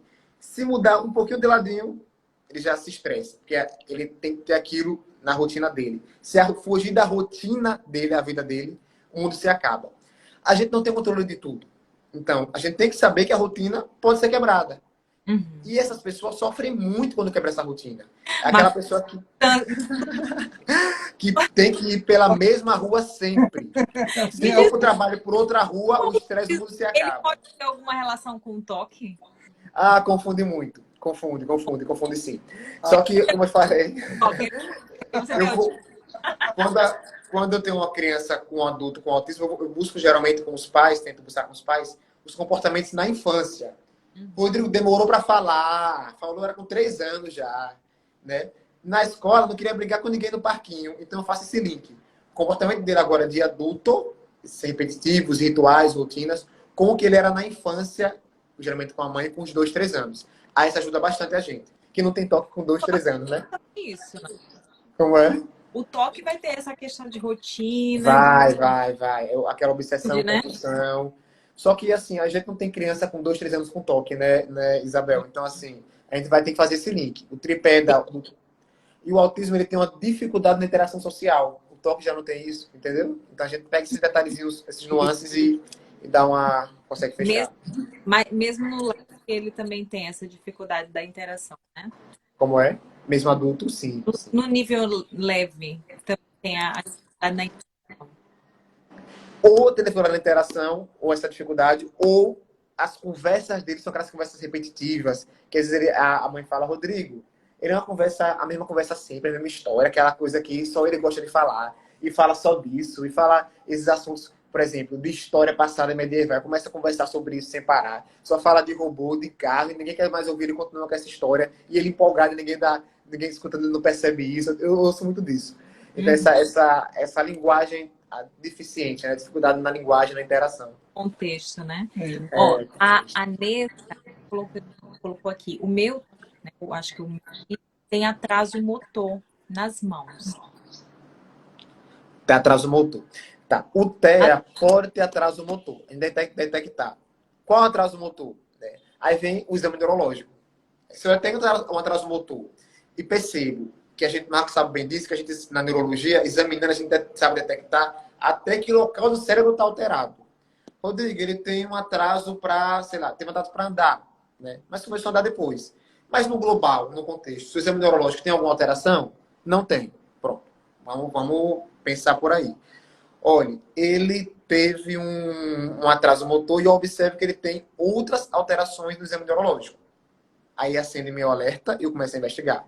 Né? Então a gente consegue detectar isso no exame físico, realmente. Né? E no conjunto, ó, ele tem um atraso disso, e esses três é condizente com tal local do cérebro. Eu investigo. Não, Rodrigo, ele só, tem gente que fala, Rodrigo, ele tem uma alteração motora, quando vai ver, ficar balançando as mãos. O TEA gosta de fazer isso, balançar as mãos. Não pode ser um atraso motor. Tem que saber qual atraso motor é, examinar para saber se esse atraso motor tem outros sinais neurológicos condizentes com aquele local cerebral e investigar se necessário. Isso a gente só examinando realmente consegue detectar. A neurologia é bonita por causa disso. Examinando a gente consegue saber, dar muito diagnóstico, saber o local do cérebro que pode estar alterado. Doutor Rodrigo. Tem a pergunta aqui, viu? Pergunta. Eu vou só fazer uma colocação que eu acho pertinente. Uma criança com espectro do autismo demanda muito cuidado. Né? Eu fico imaginando uma mãe, por exemplo, que tem uma rotina de trabalho, o pai que tem uma rotina de trabalho.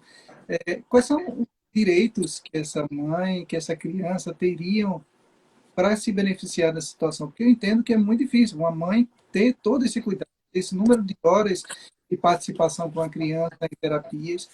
Eu gostaria de saber como é que na prática, como funciona e como o senhor podia orientar as pessoas. Eu, Né? Isso, eu vou até provar que realmente é muito difícil, né? Porque eu falo que eu sou fã de uma mãe que é chamada Daisy. Daisy, pra mim, eu sou ídolo, ela é minha ídolo. Por quê? Ela fazia direito, largou para cuidar do filho, começou psicologia para entender o filho. Ela é dedicação exclusiva à criança. Ela leva para ecoterapia e terapia ocupacional, e fone, psicomotricidade, psicopedagogia, TO e natação. E o filho dela desenvolveu muito. E eu digo a ela, você é 90% disso, entendeu? Então, acho que as mães realmente exigem dedicação, né? Alguns serviços públicos dão redução de carga horária, né? Algumas crianças conseguem um benefício, a Marcos, a parte com o Marcos, né? O BPC, que é o LOAS, né?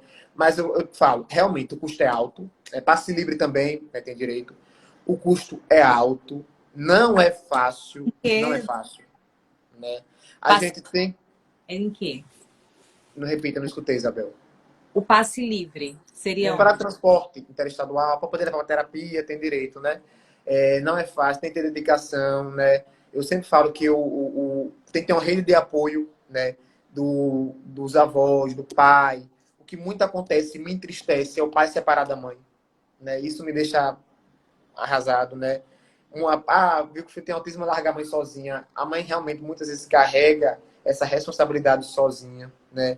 Eu sempre tento falar para as mães que eu também tento fazer parte dessa rede de apoio, porque se a gente tem que fazer a diferença na sociedade, né? Sempre tentar ao máximo estar tentando ajudar com a mãe. Eu acho que a terapia tem que também os profissionais se comunicar. Eu vejo muito disso, sabe, Marcos? Vou dar um exemplo. O psicólogo falou para mim que eu não devo falar não para minha filha. O TO falou que eu devo falar faça. Cada um fala uma coisa e confunde a mãe. Eu disse, mãe, ela é uma criança, tem que saber que o não existe. E o não existe tem que dizer o não. É exposto a perigo? Não. Outra situação. A criança... Rodrigo, vou dar como exemplo. A minha filha pega o shampoo de casa toda e mistura tudo. Meu shampoo tão caro. Eu digo, mãe, compra shampoo barato e dê para ela misturar. Para melhorar a sensibilidade dela, para ela brincar, para interagir. Faça um estímulo. eu tenho muito, um erro que eu vejo muito profissional falar é dizer bem assim, a criança, o profissional mandou fazer um diário de rotinas. Eu digo, não faça. Como é que o sinal do autismo é um apego à rotina e eu vou estimular isso nele? Ai, meu Deus. Aí, na estante, até os pais vão estar com isso. Eu tenho uma paciente que Porque eu não vou citar o nome. Vícios do toque, quando eu começo a me organizar, aí eu, ai, meu Deus, deixa eu me desorganizar para eu poder não piorar. Eu tenho uma paciente que o filho dela, ela é médica, né? O filho dela tem um TEA. Ela, Rodrigo, eu falei isso para ela depois. Ela já fez a besteira. Hoje, antes de dormir, eu tenho que falar todo dia para meu filho, que me mandava, né? Queria a rotina dizer, bença mãe, durma com Deus. E meu filho, eu criei essa rotina nele, eu falo 10 vezes e tem que repetir as 10. Quando eu não faço isso, estou trabalhando, ele não dorme. Então pense, a gente tem que criar rotina para coisas positivas. Sim. Olha, vamos criar rotina de tal horário na escola, tal horário na terapia, para adequar a rotina para coisas que sejam positivas. Não criar rotina para engessar mais a criança que já pode ser engessada, certo? Então, acho que a gente tem que ter essa sensibilidade, e a gente sabe disso estudando, né, Marcos, né, Isabel? Então, se a gente não, eu sempre falo, se eu não sei responder aquela pergunta, eu vou dizer, mãe, eu vou estudar, depois eu respondo para a senhora. Agora, eu não falo uma coisa que pode prejudicar, né? Então, a gente tem que saber lidar com a criança. E quando o pai e os profissionais sabem lidar com a criança, desenvolve muito, muito mesmo. Isso é de suma importância. Eu acho que a gente tem que abrir nossa mente para aprender e individualizar. Cada criança é de um jeito. E eu falo, mãe, antes de ter autismo, ela é uma criança. Então, assim, Rodrigo, eu ouço muito isso. Como é que eu diferencio a crise de choro do autismo de uma birra? É muito comum. Eu tô com uma criança aqui. Ela quer alguma coisa, quer ir pro shopping. Eu disse não para aquela situação, a criança começa a chorar, a jogar no chão. Eu digo, mãe, não ceda. Porque se você ceder, ela vai perceber que quando você dá um não e ela chora, ela tem o que ela quer. E ela é inteligente, claro. Então isso vai ser uma bola de neve. Se você não ceder, ela vai perceber. Recebi o não, chorei, como toda criança chora. Isso. Não ganhei o que eu quis, não vou fazer. Agora, se a criança do nada começa a chorar, se espernear, sem um fator causal, sem uma negativa, isso é crise do autismo. Aí você vai lá, acalente, converse, dê uma coisa que ele goste. Eu sempre falo, a gente tem que estimular a motricidade fina e ampla. Eu dou, mãe, quando ele estiver assim, dê uma bola grande para ele, dê uma bola para ele brincar. Quando ele pega a bola com a mão toda, tem muita terminação nervosa na mão, estimula a questão do cérebro, né? Então a gente tem que pegar uma coisa que ele gosta e tirar da crise de autismo. Agora, se for uma coisa que ele queria fazer e você negou, você disse que não, e ele começou após essa negativa, entendi. Não ceda. Entende? É uma dúvida muito comum que as mães perguntam. Eu vou um pouco de perguntas aqui para que você possa responder a todas, tá? A Joyce, ela disse que está calma. Oswaldo, parabéns pelo alto nível das informações passadas. eu escrevi lançaram, né, um livro nacional sobre autismo. Aí me convidaram para escrever um capítulo. Aí eu escrevi falando sobre aspectos neurofuncionais do transtorno do espectro autista, né? Os aspectos neurológicos do autismo. Então a gente tem que estudar para poder lidar com esse público. Então quanto mais a gente estuda, mais a gente consegue ajudar, né? E a gente se sente mais útil. Uhum. Sem dúvida. Ó, a Nessa, que diz que o filho tem a coordenação motora prejudicada nas mãos, ela colocou que o filho dela nasceu com 26 semanas. Pronto. Prematuridade é igual a estimulação precoce. Toda criança que nasce prematura tem que ser estimulada. Com fono, físio e TO.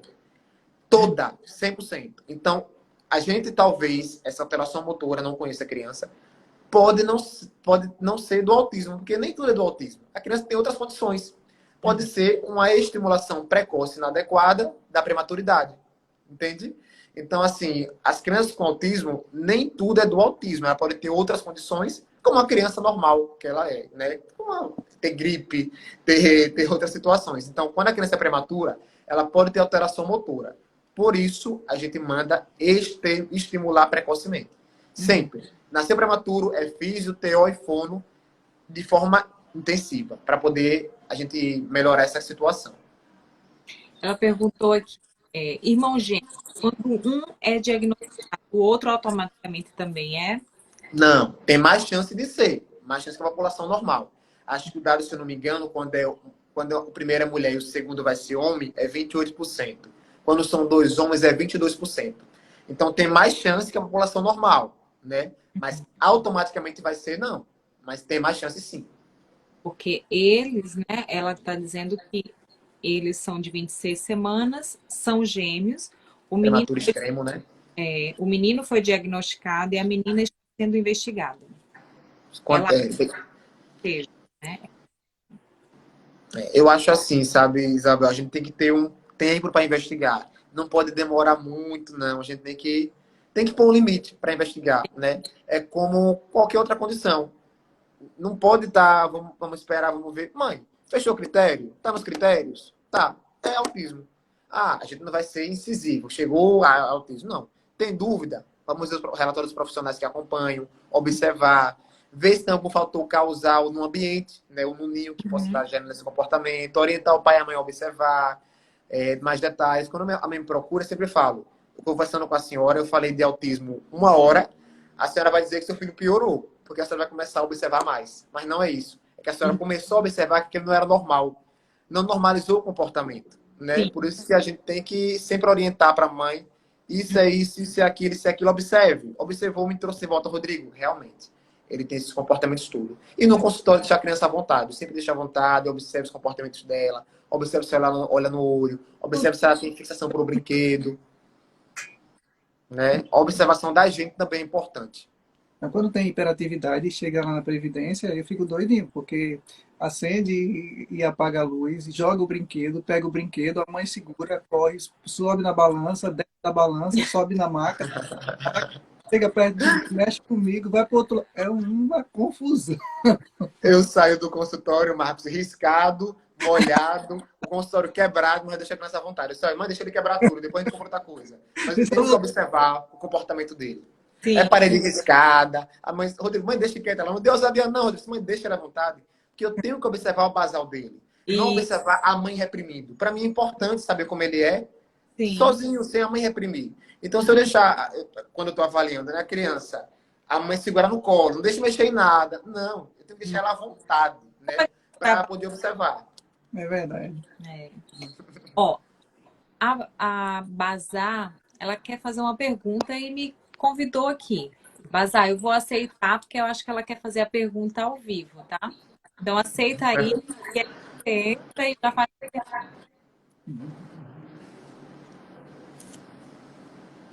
Olá, boa noite. Caiu. Caiu. Cara, Vou convidar novamente, tá? Vou te convidar e aí você aceita para poder fazer a pergunta aqui para a doutor Rodrigo. Pronto, Tem já. a pergunta, eu só vendo aqui um monte de perguntas subindo e Muito. descendo. muita Eu vou pergunta. até É um falar. tema interessante. Eu me empolgo também, viu? Não se estresse não, que eu sou empolgado em falar de autismo. Tá ótima a live, muito conhecimento, muita informação. E sua experiência está sendo muito interessante para todos nós, né? Nós que trabalhamos de uma forma indireta com autismo e as pessoas que têm as suas curiosidades e as suas dificuldades também, né? Com pessoas que têm autismo ou se realmente já tem alguém diagnosticado. Ó, eu não sei o nome, tá? Mas tá, eu tô te convidando aí. Acho que o sinal na internet deve estar ruim, né? É, É, depois você me diz aqui se você quer entrar novamente, que eu te convido. A Juliana também quer entrar, eu já te convidei, tá, Juliana? E você entra e faz sua pergunta. E Ao vivo, hein? ao vivo. E aí, quem quiser entrar, fazer alguma consideração. Olá, Juliana. Juliana, você tá aparecendo já. Tá Caiu caindo. novamente. Pronto. A gente Gosto vai. de gente assim, engajada, que vai, que participa, que fala. Eu É, e gosto eu quero assim. que vocês façam.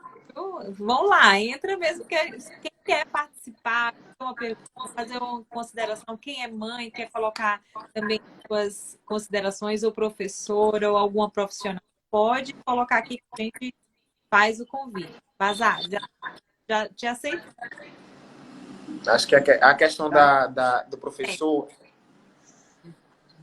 Olá, Mas você tá aparecendo já. Tá caindo. Tá Professor é caindo. importante, Isabel, você tocou no assunto. Professor, não tenha medo de chamar o pai e a mãe para conversar sobre a questão comportamental do seu filho.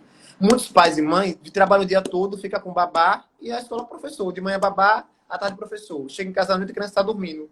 E não observa. Rodrigo, eu tenho receio de falar. Não falo diagnóstico. Fale, mãe, seu filho está com um comportamento um pouco diferenciado de outras crianças.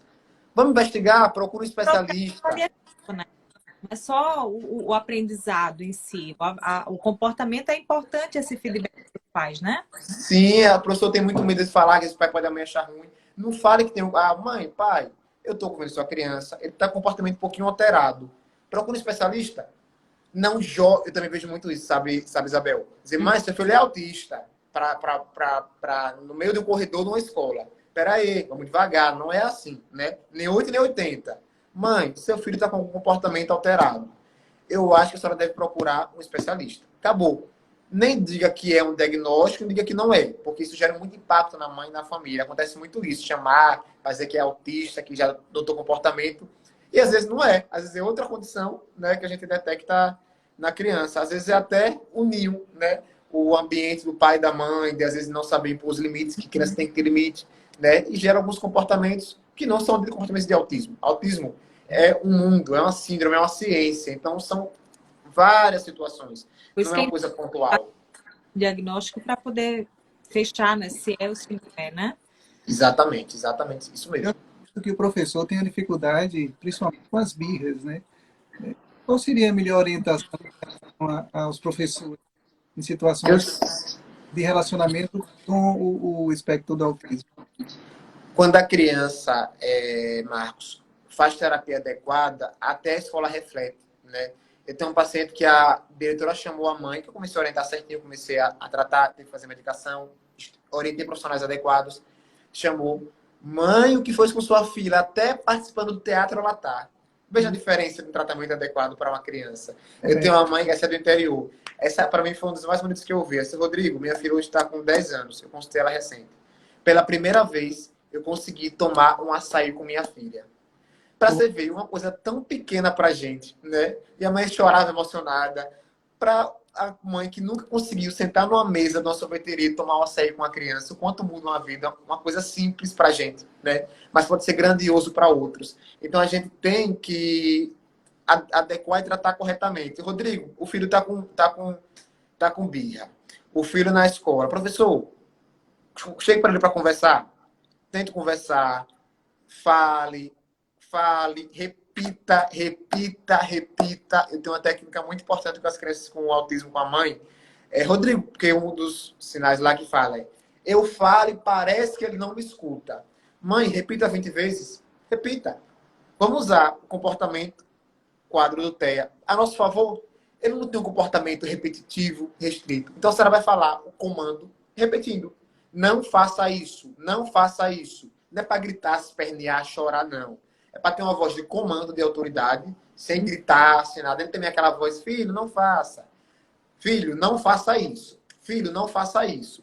Quando ele estiver em perigo, claro, né? Dando uma voz de comando, repetindo, para ele entender. Porque a criança com autismo, a gente tem, como outra criança, né, qualquer, a gente tem que impor os limites para que ela não se exponha a riscos, né? Se a gente não impor os limites, ela vai ter riscos na vida, como outra qualquer. E também Eu não tive tem uma... discernimento, né? Ela é criança, ainda não entende, né? Isso. Eu tive uma experiência que eu tive semana passada. A mamãe foi visitar o CETEA, né? Aí falou, Rodrigo, as portas dos consultórios são de vidro. Eu digo, mãe, isso é terapia. Porque ele vai no shopping e vai ter porta de vidro. Qual é a minha missão como profissional, como terapeuta, como psicólogo teu e fono? É mostrar a ele que aquilo é um vidro que ele não deve mexer, não deve bater. Eu não posso blindar a criança. Ah, porta de plástico em tal local, porta de... Isso não, com terapia, eu tô falando, tá? Não em casa. Ah, vou na clínica, é porta de madeira para ele não se machucar. Não. Terapia é supervisionada. Eu tenho que estar profissional do lado e ensinar para ele que aquela porta é um vidro, que ali é um perigo e ele não deve mexer. Porque ele vai mexer no vidro no shopping, numa loja. E as pessoas não entendem isso. Essa é a questão do tratamento adequado do TEA. É mostrar a ele o perigo, mostrar que é errado, a gente supervisionando. Uhum. Entende? Se eu colocar a criança numa bolha, eu não estou fazendo terapia adequada. Ah, porque é de borracha aquilo, não tem aquilo. Quando ele sai daquele ambiente e for para o ambiente real, né? Ele vai se deparar com outras. Exatamente. Por quê? Porque ninguém ensinou a ele de forma adequada que aquilo é o perigo que ele não deve fazer. Verdade. Entende? Isso é que as poucas pessoas entendem, né? Essas nuances do TEA. Que é ocupacional, né? É dentro do ambiente que é real, né? Exatamente, Isabel. É isso que a gente tem que mostrar. A gente tem que entender que a gente tem que preparar a criança com autismo para ser independente. Sim. É isso que sempre falo para a mãe e para a mãe. Autônomo. Mãe, ela não vai ter você a vida toda, não vai ter o pai a vida toda. E a mãe carrega essa angústia. Rodrigo, eu fico pensando do que vai ser meu filho sem mim daqui a uns dias. Então, mãe, vamos trabalhar para ele ser independente. Eu falo, mãe, a senhora nota que para algumas coisas ele é super inteligente. Noto, Rodrigo, porque ele gosta. Então, ele é inteligente. Vamos tentar diluir isso para todas as outras coisas da vida. Entendi. Essa é a nossa missão. É fácil? Não é. Não é fácil. Mas a gente tem que ter capacidade para fazer isso. Mas, Rodrigo, em termos de resultados, por exemplo, vamos colocar o hoje e o amanhã. Eu acho que essa ponte é muito interessante. Eu tenho, por exemplo, um transtorno do espectro autista que tem limitações significativas hoje. Um nível, né, mais avançado. Um nível mais avançado. E qual a possibilidade, por exemplo, a perspectiva dele ter autonomia na idade adulta, sendo feitas as orientações adequadas? Sim, eu vou recitar o exemplo do filho do Marcos Mion, que era um TEA grave, e olha o que o rapaz como é hoje. Abraça, beija, brinca, tem sua independência. A gente consegue dar uma funcionalidade para a criança, né? Mas ele consegue trabalhar, ter autonomia de trabalho, de relação. Então, como pronto. Se relação. Pronto, essa questão do trabalho, né? Aí depende do trabalho, né, Marcos? Se for um trabalho que ele consiga se adequar, a gente consegue inserir sim no trabalho, né? Agora, se for um trabalho que exija muita questão de pressão, quem sabe que existem trabalhos e trabalhos, né? A gente realmente vai ter algumas dificuldades. Mas a gente fala para as mães que a gente não deve impor os limites. A gente deve ultrapassar os limites. Sempre querer mais, sempre querer mais, sempre querer mais. Nunca ache que seu filho, Rodrigo, já melhorou. Tem sempre algo para melhorar. Eu recebi a mensagem da Messias, Rodrigo, não precisa de fono não, porque ele já melhorou 90%. Tem uns 10% ainda, a gente vai trabalhar os 10%. Melhorar 1, depois melhorar 2, depois melhorar 3. A gente tem sempre algo a trabalhar. A gente não deve achar que, porque ele tem autismo, vai ser aquilo, eu vou limitá-lo. Não. Pelo contrário, a gente tem que ter incentivo para trabalhar, estimular e melhorar a criança sempre. A gente sempre tem algo a dar de ganho à criança. Sempre. Nunca deve... Eu ouço muita mãe dizer, chegar para mim, Rodrigo, foi no profissional, ele falou que não tinha mais o que trabalhar. Eu disse, mas mude. Se ele não sabe mais o que trabalhar na criança, a gente sempre tem uma demanda. Sempre. Né? A gente é adulto que não está no espectro, eu acho, né? Que a gente não está. Sempre tem alguma coisa que trabalhar na psicologia. Eu vou no psicólogo, você vai. Sempre tem algo a trabalhar. Uhum. Né? A gente tem que fazer terapia também. Imagina a criança no espectro. Sempre tem alguma coisa. Né? Agora a gente sabe que tem profissionais. Por isso eu sempre oriento. Busca um profissional qualificado. Né? Então, Rodrigo, eu vou no psicólogo, chego lá, a sala do psicólogo cresce 3 anos. É um monte de jarra de cristal de vidro, uma mesa de vidro, com a cadeira, fica a criança no sofá e ela no outro. Não, mãe. Não está adequado para uma criança com TEA. Ele tem que trabalhar de acordo com a faixa etária. A criança com 3 anos trabalha com brincar. A gente usa brincadeira para ensiná-la. Entende? É muito legal isso no autismo. É de acordo com a faixa etária. Tem que ser individualizado. Um consultório cheio de cristal, de vidro, uma poltrona e outro consultório para um adulto. Para eu poder fazer uma terapia para vocês, né? Para uma criança, não. Tem que ser um ambiente adequado, até para ela gostar do ambiente, para ela querer ir para o ambiente fazer a terapia, entende? São detalhes pequenos que fazem muita diferença. Então, em algum momento, vocês começam a identificar as habilidades profissionais, as perspectivas que possam desenvolver mais nele, para que ele possa realmente ter essa autonomia e ter seu ganho, e subsistir com o próprio trabalho. Seria isso? É isso mesmo? Messi é autista, né? Então, assim, o cara é gênio do futebol. Eu tenho um amigo em Salvador que ele é neuropediatra e é autista. Qual é? Eu tenho um amigo em Salvador que ele é neuropediatra e é autista. E qual o nível? Ele é nível 2. Nível... Só faz terapia demais, é neuropediatra. Assim, você vai conversar com ele, ele baixa a cabeça, não olha, mas super inteligente. É Uhum. E neuropediatra. o Messi, Muito autista. dele, você sabe? Oi? O Messi, qual é o nível do Messi? Olha, o Messi, ele é nível 1. Ele consegue ter as habilidades. Eu não sei se ele era no nível 2, fez muita terapia e melhorou, né? Normalmente, Isso. perguntando bem assim, Rodrigo, existe a alta para uma criança autista, por exemplo, da fono? Mãe, eu faço fono. Eu falava muito rápido, melhorei. A gente sempre tem algo de melhorar na nossa comunicação. Eu Uhum. falo rápido ainda hoje, mas era muito pior. A gente sempre, a criança com tela, tem dificuldade na comunicação. O fono pode melhorar isso sim. Sempre tem algo a trabalhar, sempre tem algo a trabalhar. Se aquele profissional esgotou as possibilidades dele, procure outro que vai detectar alguma outra coisa, né? Não tem que ter esse negócio de ego, não. Às vezes eu acho que o esgoto tem as possibilidades diagnósticas, eu peço ajuda a um colega. Colega, veja também, duas cabeças não são melhor que uma, né? Então a gente tem que procurar trabalhar sempre o máximo, né? Essa questão da comunicação, sim. Eu vou ler mais colocações aqui, tá? A Mônica colocou também. Já quero minha, Né? Quero o quê? a minha consulta. Só tem vaga para setembro, acredite. Não pode, É, é difícil, tá pode, vai ter difícil. que colocar mais uma, porque não pode demorar o diagnóstico. Tá difícil. Eu tô atendendo gente até de Alagoas. Tá um negócio muito, muito. Gente de Alagoas também para eu atender. Ó, a Odia. O diário de um Ah, o autista. Diário de um Autista. Já colocou aqui, melhor live da vida. Tá vendo? Obrigado. Já passei 10 minutos na terapia que já aconteceu com ela. Absurdo. Absurdo. Absurdo. Absurdo. Absurdo, absurdo, absurdo. Isso não existe. Isso é, eu digo que é um crime. Quem está brincando com a saúde de uma criança. Né? A Mas gente está brincando. É, eu não me conformo com essas coisas. Não me conformo. Eu estou falando de uma criança que eu estou decidindo se ela vai ser independente e funcional ou se ela vai piorar do quadro. Né? Eu não me submeto a isso. seria uma consulta, 10 Eu minutos. só queria assim. fazer um alerta, aproveitar essa colocação que o senhor fez. Você que tem um filho autista, do espectro do autismo, é extremamente importante saber que o tratamento adequado com um profissional competente pode trazer autonomia para a vida. Exatamente. Eu acho que talvez essa mensagem seja mais forte e mais relevância, porque as pessoas às vezes veem a limitação e não acreditam na possibilidade do desenvolvimento da pessoa que tem um problema, do filho que tem um problema. Exatamente. Então, Exatamente.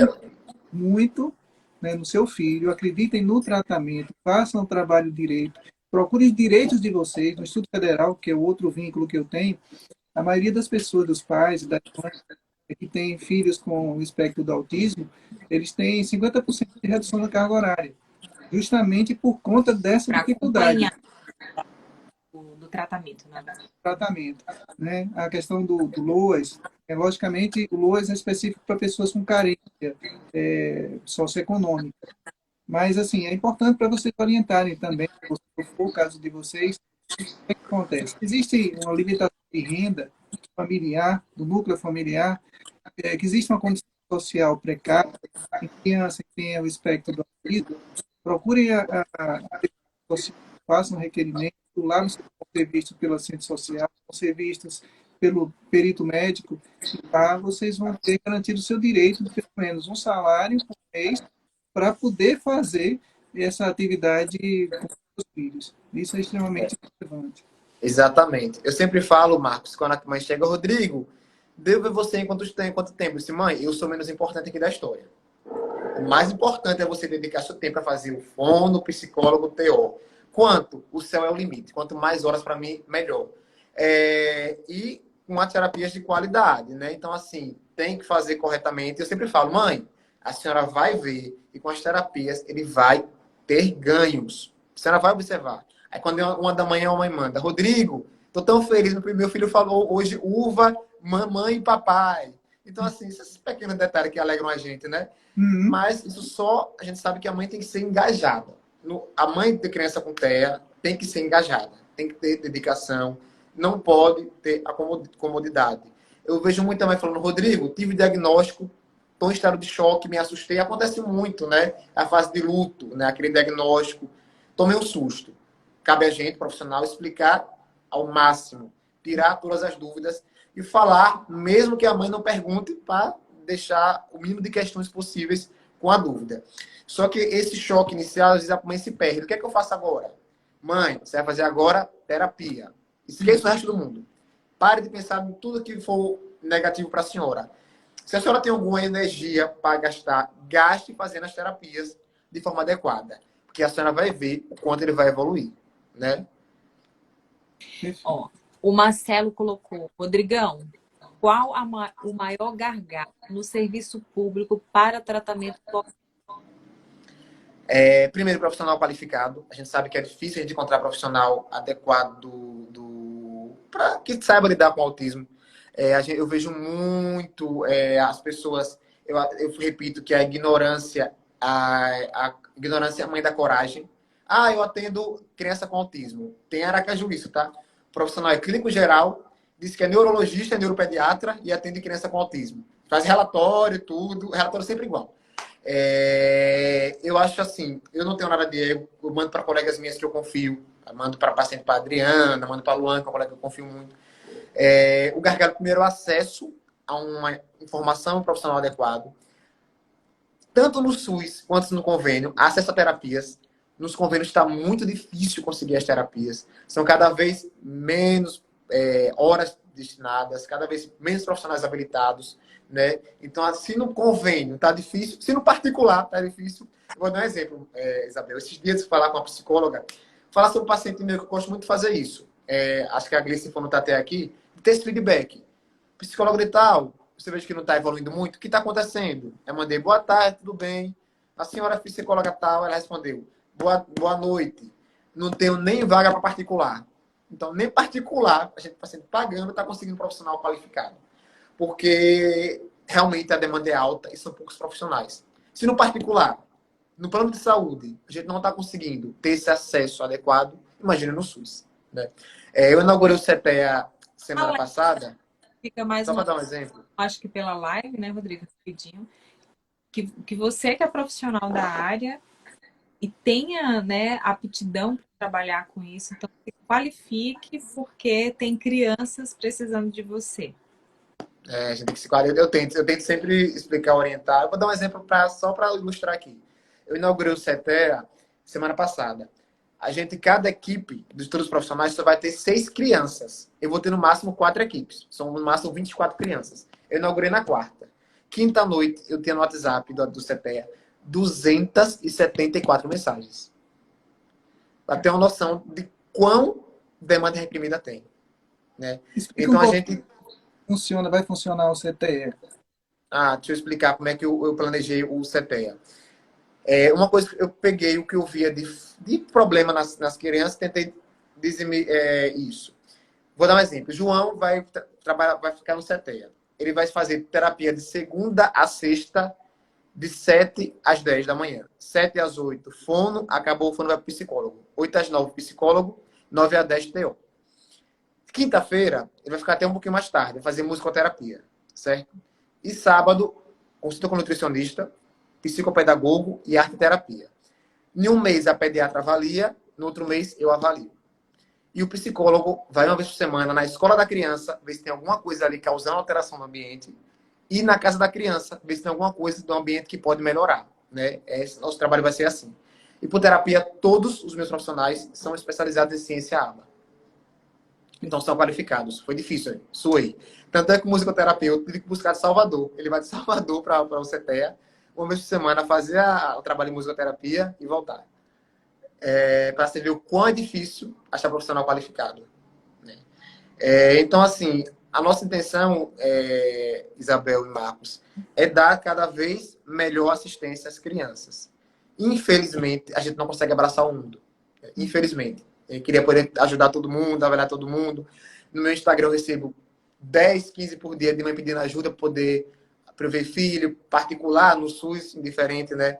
Para eu poder ver tudo. Mas, assim, a gente tem que tentar estudar também enquanto mãe, enquanto pai. Lê, questione. Vai no profissional, questione. Aproveitando, Rodrigo, essa questão que precisa ler, o Frank ele perguntou se tem algum filme que aborde o autismo que você pode sugerir. Eu falo que eu sou negro, mas estou com a memória fraca. Tem um filme muito bom, que é um autista que se apaixona por um adolescente. Eu esqueci o nome, é bem clássico. Um filme lindo, né? Mas olha, deixa eu dizer um negócio aqui. Criança abaixo de 2 anos, não é para estar expondo a tela não, tá?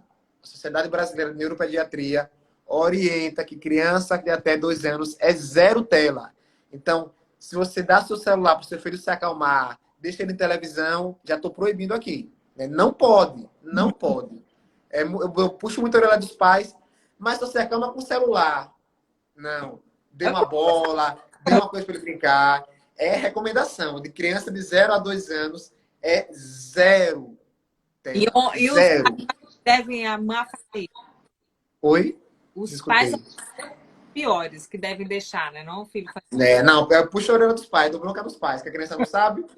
Se a criança está com o celular, alguém deu ela algum dia. Ela não pegou. Tem que tirar esse celular. Não dá, não dá. A gente vê muita alteração de comportamento por tela. Rodrigo, a pandemia teve mais... E a pandemia e as telas faz com que a criança tenha autismo? Tem muita questão, sabe Isabel, Marcos. A tela gera autismo? Não. Não diz negócio de celular gerar autismo, não. Criança com autismo gosta muito da tela, né? É comum. Agora, não causa autismo. A tela não causa autismo. Pode assim, não sei se agravar, mas assim, inviabilizar ele interagir, se socializar. Isso. Pode piorar o quadro que já existe, né? No desenvolvimento dele, né? Com certeza. Agora, causar, não. Uhum. Causar, não. Causar, não. Uhum. Gleice falando aqui, Gleice Sueli Fono. Gleice Sueli, eu gosto muito dela, que ela trabalha no TDAH. É uma profissional muito competente. Ela falou, o CETEA tá um sonho mesmo. Lindo. Essa metodologia tá espetacular. Não tem como não ter evolução. Obrigado, Gleice. Gleice é uma fono muito boa em Aracaju. Recomendo sempre. Trabalha certinho. Faz o trabalho muito, muito bonito. Qual é a especialização dela? Ela é fono. Ela comentou aqui. Ah, pronto. É fonoaudióloga. E ela trabalha com TDAH? Ela é TDAH. Ela faz um trabalho muito bonito com as crianças TDAH. Eu já eu gosto muito dela. Convido você, né? O Rodrigo e... Como é o nome dela? Gleice. E a Gleice, representando aí o CETEA, né? Para que a gente faça uma live falando sobre TDAH. Assunto importante, hein? Criança, adulto, adolescente. Muito TDAH sofre, a gente acha que não, mas sofre. Fugir um pouquinho do tema que eu gosto de conversar. É comum a gente ver criança com TDAH ser excluída na escola. De mães, eu vou até dar um recado aqui para as mães. Mães criar grupo no WhatsApp dentre elas para pedir para a direção tirar aquela criança da escola. Gente, pelo amor de Deus, isso é um crime. Como é que você dorme à noite? A criança ajude. Mande procurar um profissional que TDAH tem tratamento e melhora com tratamento. Ajude, mãe, procura um profissional. Né? Não exclua, não seja mais um para fazer a mãe carregar aquele fardo nas costas. Pelo amor de Deus. Eu entrei no assunto aleatório, mas TDAH pode ocorrer em criança com autismo, tá? Tem comorbidade. E a questão da pandemia, Marcos, falam muito. Nessa pandemia, as crianças, por estarem em isolamento social, desenvolveram um comportamento de autista? Não tem essa relação, não. As crianças tiveram alteração de comportamento. Agora, como eu já expliquei, o autismo é um conjunto de sinais, né? Não é só um sinal. As crianças podem estar mais irritadas, né? A nova socialização, um novo modelo de reintrodução na escola, ver pessoas de máscara, né? E agora não está vendo, pode gerar alguma alteração de comportamento, né? Mas o autismo tem alguns outros sinais. Então a gente tem que deixar isso claro. Tal qual eu deixei claro que tela não causa autismo. Tela não causa autismo like, não causa autismo secundário. Não. A tela prejudica os tratamentos, prejudica a evolução, prejudica a melhora. Por isso eu falo que criança com autismo não deve acessar telas, não deve ser exposta a telas. Na verdade, criança nenhuma, né? Até 2 anos. Tem que pintar, brincar, correr, né? Mas de causar o autismo, a tela não causa o autismo. Eu estou falando isso porque saiu um estudo recente, uma chamada no jornal Irresponsável, dizendo que tela causando autismo. Quando eu fui pegar o estudo, ele não falava isso. Falava outra coisa. O pessoal querendo ganhar mídia, como está acontecendo muito hoje em dia, né? De charlatanismo, gente de todo o caráter, querendo ganhar mídia, ganhar likes, ganhar arrobas, ganhar em cima do autismo, tá dando informação incorreta. A gente está aqui para isso, para fazer informação de acordo com o que tem na ciência, na literatura. Perfeito. Tem muitos elogios aqui, muitas pessoas falando que estão aguardando a sua consulta, uma oportunidade de ter uma consulta. Infelizmente, eu não vou conseguir ler mais aqui, já vai estar com 2 horas aqui na live. Mas, No assim, instante, hein? eu estou tentando ler aqui o máximo de pessoas, que está bem grande. Mas, assim, agradeço, tá? Toda a oportunidade de todos vocês estarem aqui. Essa live, ela vai ficar salva, tanto no nosso perfil quanto no Dr. Rodrigo. Então, qualquer dúvida que não foi tirada aqui, coloca lá. O Dr. Rodrigo, marca o Dr. Rodrigo, ele vai responder, tá?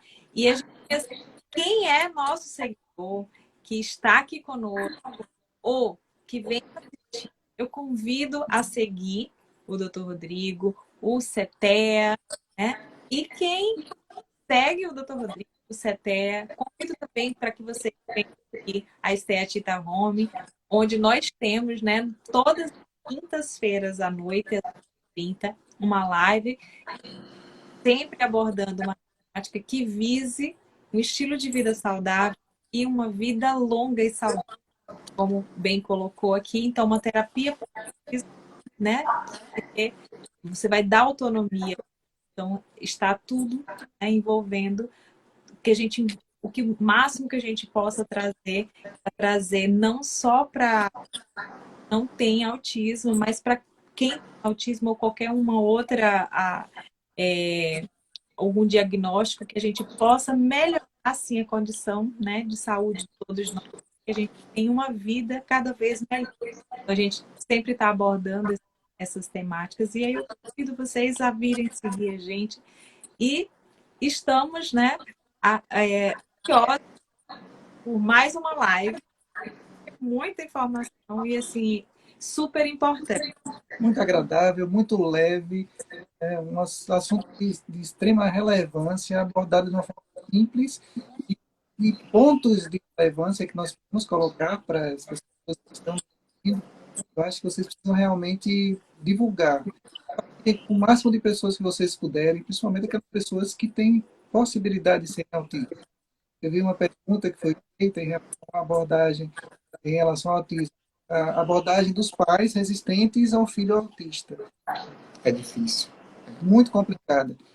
Talvez no TDAH, a gente aproveite e comece um pouquinho, fuja um pouquinho do assunto do TDAH, porque me parece extremamente relevante essa resposta do Dr. Rodrigo.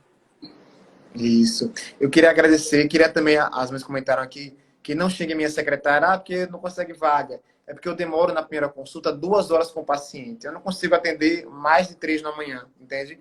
Porque eu prefiro um negócio mais longo, com qualidade, do que acelerar e não dormir tranquilo.